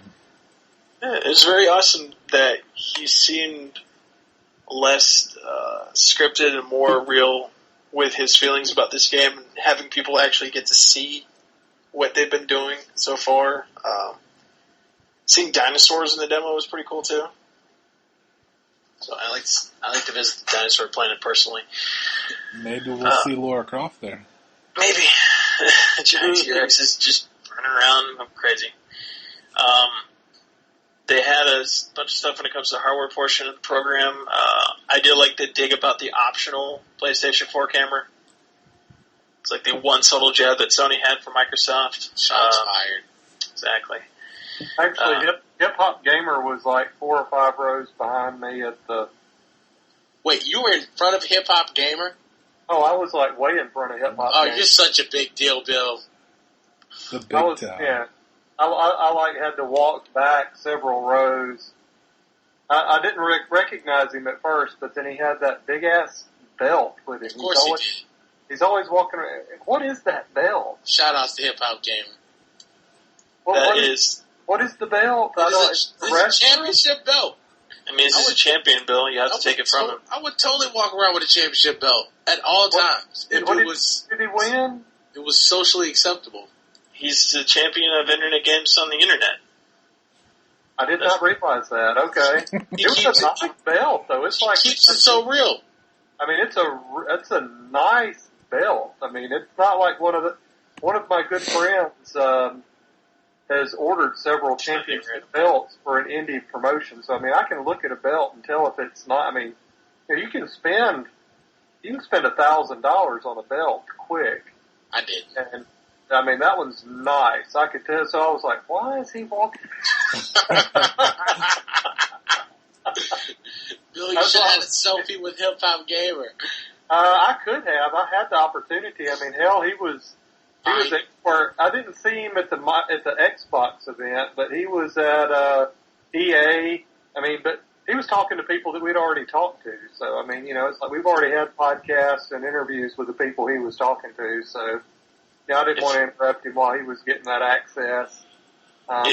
If you get access to him between now and Wednesday, you have to get a selfie and post it on the website. I'll get a selfie. I could have got 1,000 of them today. I mean, yes, I want all the selfies and Morpheus impressions. Okay, a selfie with Hip Hop Gamer. We'll tag NUBB.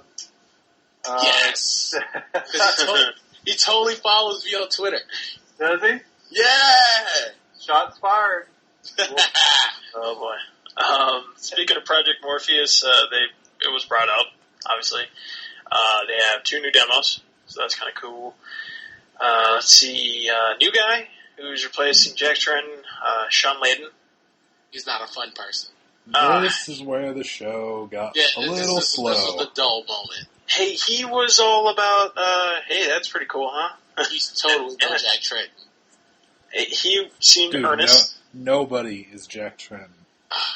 Dude was all about business. Like, this is the same guy that had to go across the pond and just basically sell games to gamers in Japan, I guess. I don't know how you put it, but it just sounded really, really stilted, and by the end, he was really getting into it, kind of getting a groove, but it just took him a little bit. You could tell he was reading off teleprompters, but it wasn't so bad. He talked about stuff as far as sharing stuff through Share Factory, keeping up stats about how people are playing online. Apparently YouTube's coming to the PlayStation 4, even though YouTube has already been accessible through PlayStation 4. According to him, though, if you use your share button, you can upload captures immediately to your YouTube channel. So for those who actually figured out how to do that, there you go. More Playroom content that I was going to use. Free to play was mentioned. More stuff to create some pornos. I have not seen any pornos yet. Lies, Jay. I'm disappointed. You've probably got like 16 saved on your computer. Nope. I stopped paying attention for like 10 seconds, and this conversation turned to porno, and I'm not quite sure how that happened. Playroom stuff. Oh, okay. It truly seems like they're embracing Playroom with this whole DJ set thing. Make more that shit, pornos. Man, other than people who like to drink. I like to drink. I've had 9 beers. These people drink at like 1 in the morning on a Tuesday. It's 1:30 in the morning on a Monday. Well, it's Tuesday morning, so what are you trying to say, Jay? We need to get on Playroom. Someone need to say. Free to play was mentioned.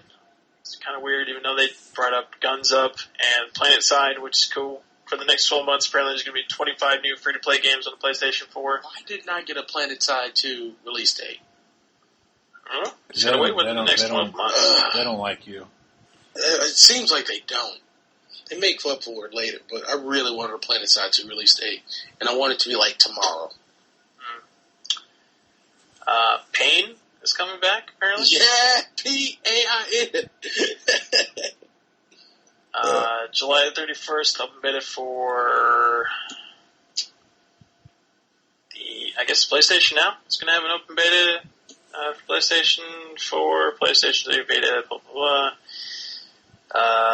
So I guess July 31st is when they're officially opening up the PlayStation Now open beta. Yeah, they released some in North America. well. That'd be awesome. They released some pricing. Rentals will cost between $2.99 and $19.99. You know whose dev logo I did not see on the PlayStation Now thing was Naughty Dog, and I want Uncharted 1 through 3 on PlayStation Now. Did you see Square Enix? I don't know. I don't remember. I don't think I saw it. Don't kill my vibe, because my only hope is to play Kingdom Hearts on PlayStation Now. You're going to stream that shit? I just want to play. I hear you. Let's see. You don't even need a console if you have a working TV and a DS4. Blah, blah. Apparently they're going to be streaming through PlayStation Now Dead Space 3, Ultra Street Fighter 4, which got a couple people cheering. God of War Ascension. Let's see. Child of Light and Tales from the Borderlands is coming to beta. And Minecraft. And Minecraft. I'm getting there. Apparently there's going to be a console version of Minecraft, so you're going to get cool stuff from that into the beta version. One thing I thought was really cool was that they're going to come out with a PlayStation TV, which is coming to US with access to 1,000 games, and all you got to do is pony up $99. I'm doing it. Yeah, I was a little surprised that it took this long to get the Vita TV to other regions of the globe. But, I'm happy. I'm happy. Now make Uncharted Golden Abyss compatible, damn it. And I will buy one. I will buy one just for that game. Pre-orders are available at Amazon. Probably are sold out by the time this comes out.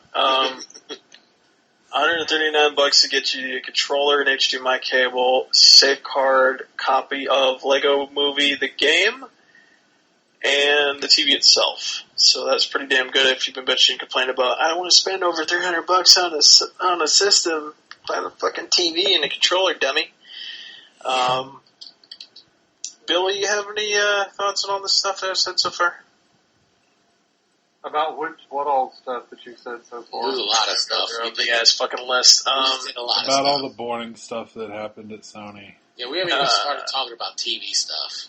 The stuff that happened at Sony, the thing that really struck me the most, I guess, out of the Sony thing, was the lack of games that they talked about for the Vita.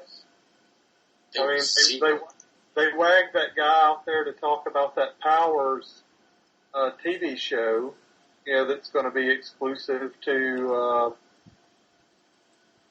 exclusive to PlayStation, but I would have rather seen at least 5 or 10 minutes on what they are actually doing with the Vita. I mean, I know they say they've got a ton of games coming for it, but they showed it up on the screen a few times, like, the Vita is still there, but they really didn't do a lot to make me feel good about it.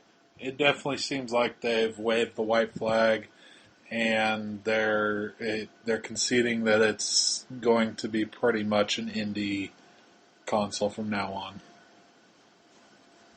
That's not so bad, but they really made it seem like it was like an extension of the PlayStation 4. Like, this is your new controller. You can play away from your television if you like. I mean, and if we're going on that, I'd rather you go the Vita TV option and use a little bit better controller. Okay. As far as Powers is concerned, if you're a PlayStation Plus subscriber, you get to see all the Powers for free. Everybody else just gets to play the first episode for free, which I guess is okay, sort of. It's like the most wasteful 30 minutes of all day. Oh my god, I almost fell asleep. The most wasteful 30 minutes of the entire day. Oh. Gotta show a little bit of hubris. The original Ratchet and Clank is going to be getting a reboot for 2015, which I guess is cool, right? To go alongside the movie. Yep. They gave a release date for Last of Us for PlayStation 4, July 29th, 2014. So, just gotta wait till the end of the month next month. It's gonna be in my body. What's more? I finally got to see personally, even though it was leaked yesterday, to certain members of the internet community, Metal Gear Solid 5, The Phantom Pain, the new trailer. Weird-ass trailer. Jesus. There's a lot of stuff going on. But I mean, it's Metal Gear, so of course it was weird. There's a lot of stuff going on in that trailer. It's still one of the more beautiful games so far. I really can't wait to see what that looks like on my own TV. It really looked like the extension of finally getting to what Outer Heaven is, and in between that game and the original Metal Gear game on Nintendo. They definitely had an after shot of, I'm guessing from the hospital sequence that they kept on showing from the original footage of the Phantom Pain. Like, this is Big Boss after he gets out of the hospital. He's got a new robot arm now, apparently. You didn't know he loses his arm, right? I do. I'm just looking at that robot arm the entire trailer. I'm like, okay, cool. It's got a new robot arm. That's awesome. I don't know what the whole Diamond Dogs thing is about, other than maybe rebranding Outer Heaven before Outer Heaven, I guess. It looked like Master Miller dies, according to the trailer, and then Big Boss just spreads his ashes on his face. That's kind of gross. That was gross. Yo, was that Otacon in the trailer, though? Otacon, how old is Otacon in the original Metal Gear Solid? I have no clue, but it looked like Otacon, like exactly like Otacon. I would assume it was like his grandpa or something. I'm guessing maybe you are the one that builds a Metal Gear by the end of Phantom Pain. So all this time you're trying to bring down a Metal Gear, and now this time you are building one yourself. So that'd be kind of cool. Not so big news, but everybody knew it was coming. GTA 5 is coming to PC and PlayStation 4 and Xbox One, I believe. Yep. Fall 2014. And if you have any online progress between now and November, you can port it over to the new gen system type stuff. So, No online progress for me because there's no heist. You played no GTA 5 online? No, I did for a little while. It's pretty rad. It's still pretty rad, especially if you with the new hostility coloring of everybody's icons. If you're red, that means that everybody who kills you gets extra XP and money. So that's basically what I do the entire time I play online. Just troll people until they quit.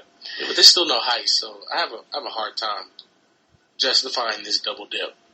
I'll probably get it again just because I love the single player so much. I'm not sure if I'll get it PS4 or PC, so I don't know. Of all the people that I know that are like quote unquote trapped playing it on Xbox, every single one of them's like, I want to play this on PC so bad, and now it's going to hit PC. They're just going to go nuts on that shit. So it's going to be pretty cool. Bill, Yes. how do you feel about Phantom Pain?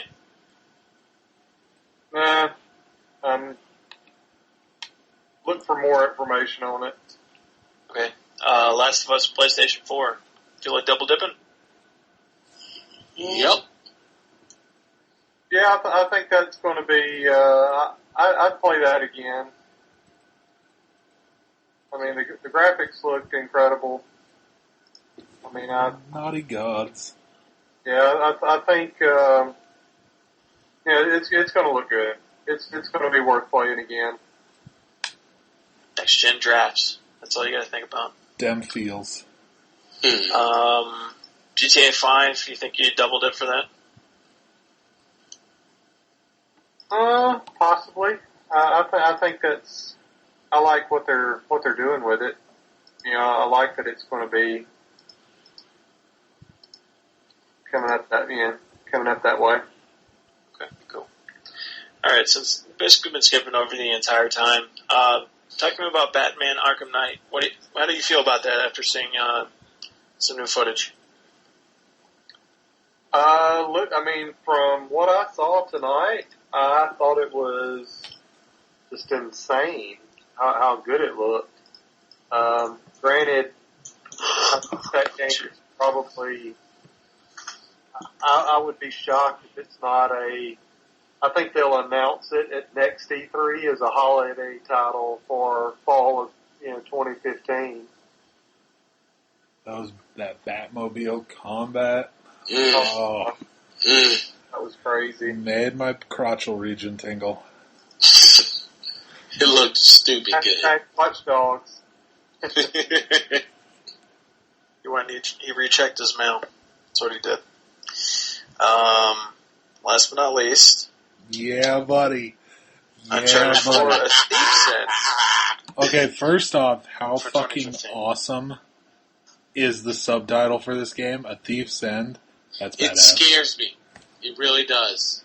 Don't say it. Spoilers. You It scares me so much. I don't Jay, like you shut your horse mouth. Stop it right now. This is like the same as when Clementine dies at the end. There you go. So Nick Clementine dies at the end. Sully dies at the end of this one. I'm telling you. Oh my Don't god. do that. Yeah, it's already in the background of my computer. This is my wallpaper of my computer. When it came on, I can't even describe the happiness that came over me. How goofy is this storyline, though? It's a couple years removed from Uncharted 3. He thought he was retired. He thought it was Are up, you but they making dragged fun of him this? right back in. Are you making fun of this? Because I Yeah, will, like I seriously. will, I will My kid murder getting you. ads. I will murder you. kick you square in the nads. It's so fucking obvious, and I'm so disappointed that they lost one of their writers to the new Star Wars. I'm so done with game. you. And the big main villain, even if he did finish his part in the whole entire movie story, whatever, of this game, like, he leaves too to work on the Star Wars game. The creator of the fucking series leaves, and then we get, Hennig has one last job to do. Maybe the thing we don't know is that maybe Hennig was done. Maybe she was done. Maybe the plot, the story for this was already outlined. Maybe it was already outlined. She's ready to go. She gave them the recipe, and they better not fuck this up. Hennig may be done, but Druckmann and Straley are now heading this. Just like I said. Uncharted 2, The Last of Us, come on. This game is in beautiful hands. Like, seriously, come on, guy. You have till 2015 to prove me wrong, Druckmann. And that first look at Nathan Drake, though, seriously, I know I said this about Tomb Raider, but if this game even looks half as good as that trailer. Dude, that trailer was insane. Oh, Lord. God damn.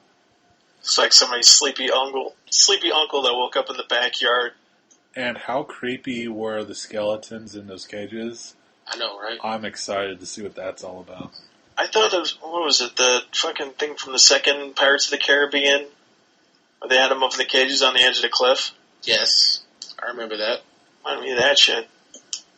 Well, it's or like that fucking prison that Sparrow escapes from. Definitely pirate theme sound. Yeah, Pirates is definitely in this business. And, I mean, you could tell they even have kind of a pirate-like font for the subtitle of the game. Look, if you go to the UnchartedTheGame.com and it tells you a plot synopsis, it says, Drake embarks on a globetrotting journey in pursuit of a historical conspiracy behind a fabled pirate treasure. Pirates. God damn. Pirates. I mean, you're getting treasure hunting and kind of archaeology type mixed with pirates. What I mean, that's like perfect combination. Can we say greatness awaits? Greatness does await. Greatness awaits. I mean, really, the only thing missing. Well, there are two things kind of missing from that. Which the Last Guardian is fucking dead. Duh. Yeah, I hadn't moved on yet. I don't care. I don't give a damn. That one guy that pretty much asked out everyone at IGN's like, games are dead. Games are dead. It's fucking D-O fucking A. It's not dead. It's not dead. It's not dead. Maybe Gamescom. Gamescom is kind of a big deal these days. I'm fucking done with this shit, man. I'm done. Wash my hands of it. You didn't even start with it, so you can't be done with it. It's bullshit, man. I played Eco. I played Shadow of the Colossus. I'm fine with that, but don't fuck around for 7 years and give me nothing. I'm just saying that Team Ico is a Japanese studio. Japanese studio. Gamescom is more for that side of the world. That's where we'll see it. Give me a playable demo, and maybe I'll consider. I'm not gonna promise you that. Maybe I'll consider that it's not dead. Until then, it's D-O fucking A. Dunzo. On the capital of Dunzo. You don't even know that.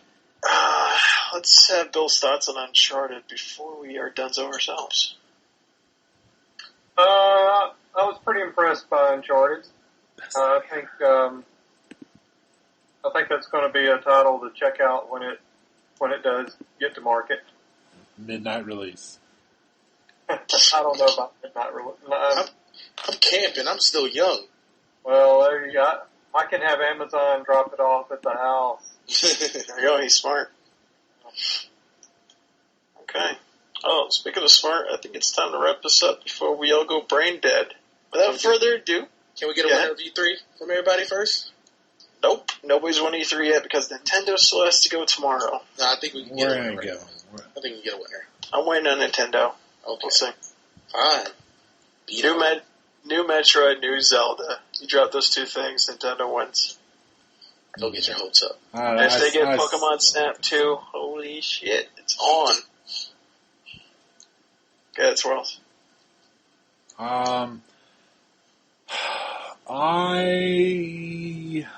hate to do it, but I'm going to go with the draw.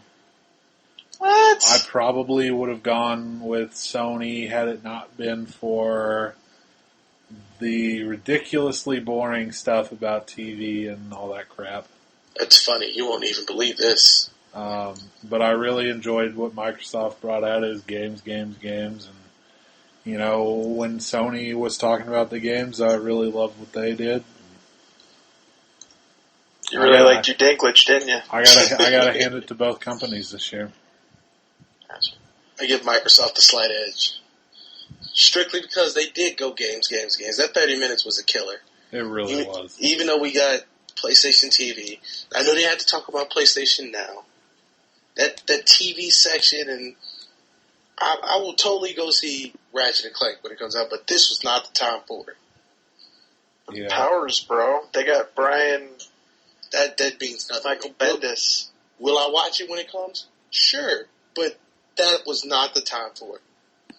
It was not the time for it. That stuff could have been easily pushed out, you know, during the week and even at some of the smaller conferences over the summer, like Gamescom or, you know, PAX Prime, stuff like that. Gotcha. All right, Bill, in your estimation, barring Nintendo from tomorrow, what do you think won today?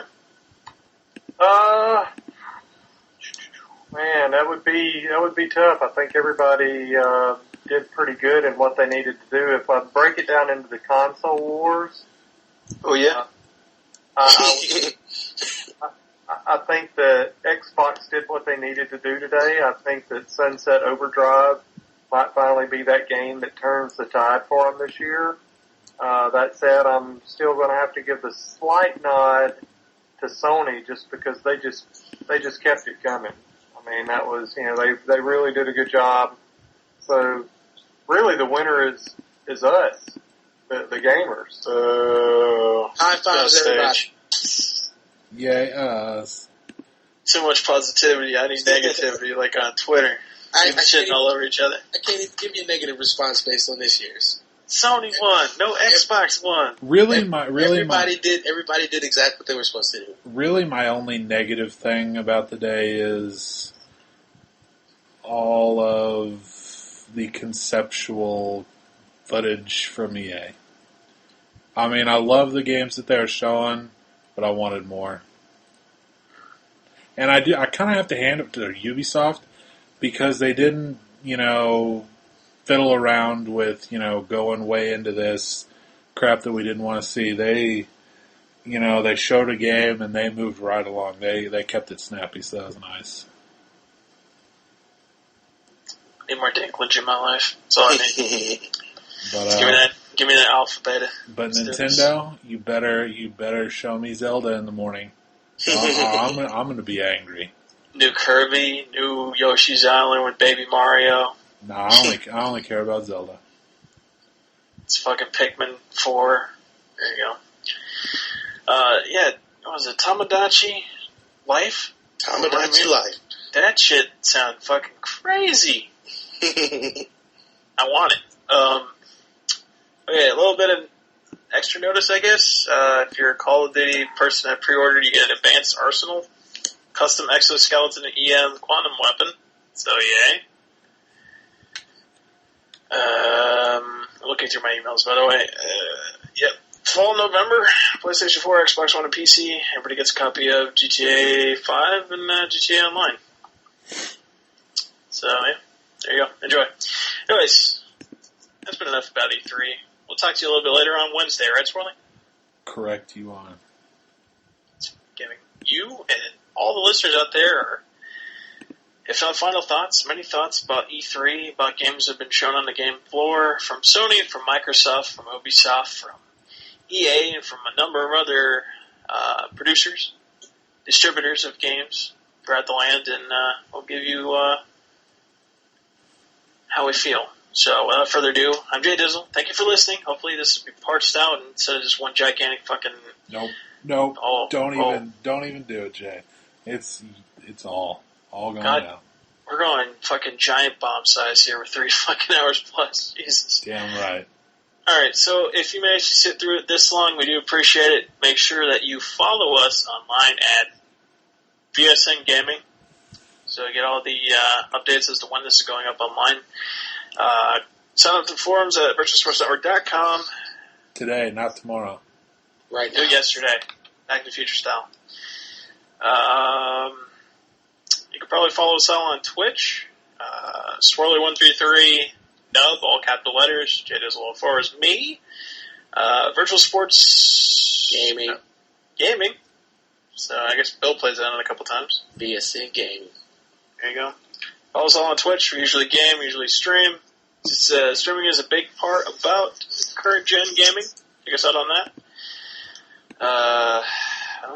On that, we should have some final thoughts when you get out of here. So, Bill, since I know you need some nap time, do you have any final thoughts before we go? No, just had a great time today. Going to all the press briefings. Really looking forward to getting on the floor tomorrow because everything as cool as it was today, it really gets started tomorrow. Get some pics with some booth babes. Yes. And Hip Hop Gamer. Yes. The big ass gold belt he carries around. Wear the belt. Yes. Just put it around your waist and walk away. People were posing with the belt, so I don't think that'll be a big deal. Just grab the belt and start screaming, I'm the champ, me! Run away. I don't know. Do that. Anyways, thank you for your time, by the way, Bill. Appreciate it. Hey, no problem. Alright. No, we got any final thoughts? Next year we'll all be there. Yeah, Bill. Giving my evil Luigi stare. Bill's doing the groundwork right now to make sure we're all there next year. Yeah, we can all bow up on Major Nelson together. I mean, he can't. I mean, it's not like he can stare us all four down. So right, I'll point the nub at him. VSN beats Microsoft. Yeah. Like rock, paper, scissors. How legit is that press pass though that says Virtual Sports Network? That has to feel good. I'm not gonna lie, I did enjoy that. That was something I've always wanted to make happen, and I'm really glad that it finally did. Yeah. All that free swag that we get to give away too. I'm looking forward to that. Lanyards and T-shirts somebody wants with Hello Kitty on it. Anything that says Kingdom Hearts does not get given away. It gets sent to Louisiana. We'll be looking for it. Yes. He needs Mickey Mouse ears. Make it happen. So where are they getting any final thoughts? I'm really happy. I mean, day 0 for E3 is always my favorite day of the year. So excited for the new Tomb Raider, new Uncharted, tons of other stuff. Man, I'm so excited. And I'm ready to see some gameplay tomorrow from all the different outlets, so I'm ready. Alright. Well, without further ado, make sure you follow us on Podomatic, follow us on Twitter, follow us at virtualsportsnetwork.com, and rate, subscribe, download our stuff on iTunes as well. Other than that, we're good. So without further ado, this has been the very special episode of Virtual Sports Network Arcade Radio Podcast, sponsored by virtualsportsnetwork.com. And, yeah. Sign up for the forums today. Listening. Please do that, of course. Yeah, we're done. Everybody say goodbye, everybody, so I can go back to sleep. Love you. Smooches. MrBill says bye. Oh, jeez.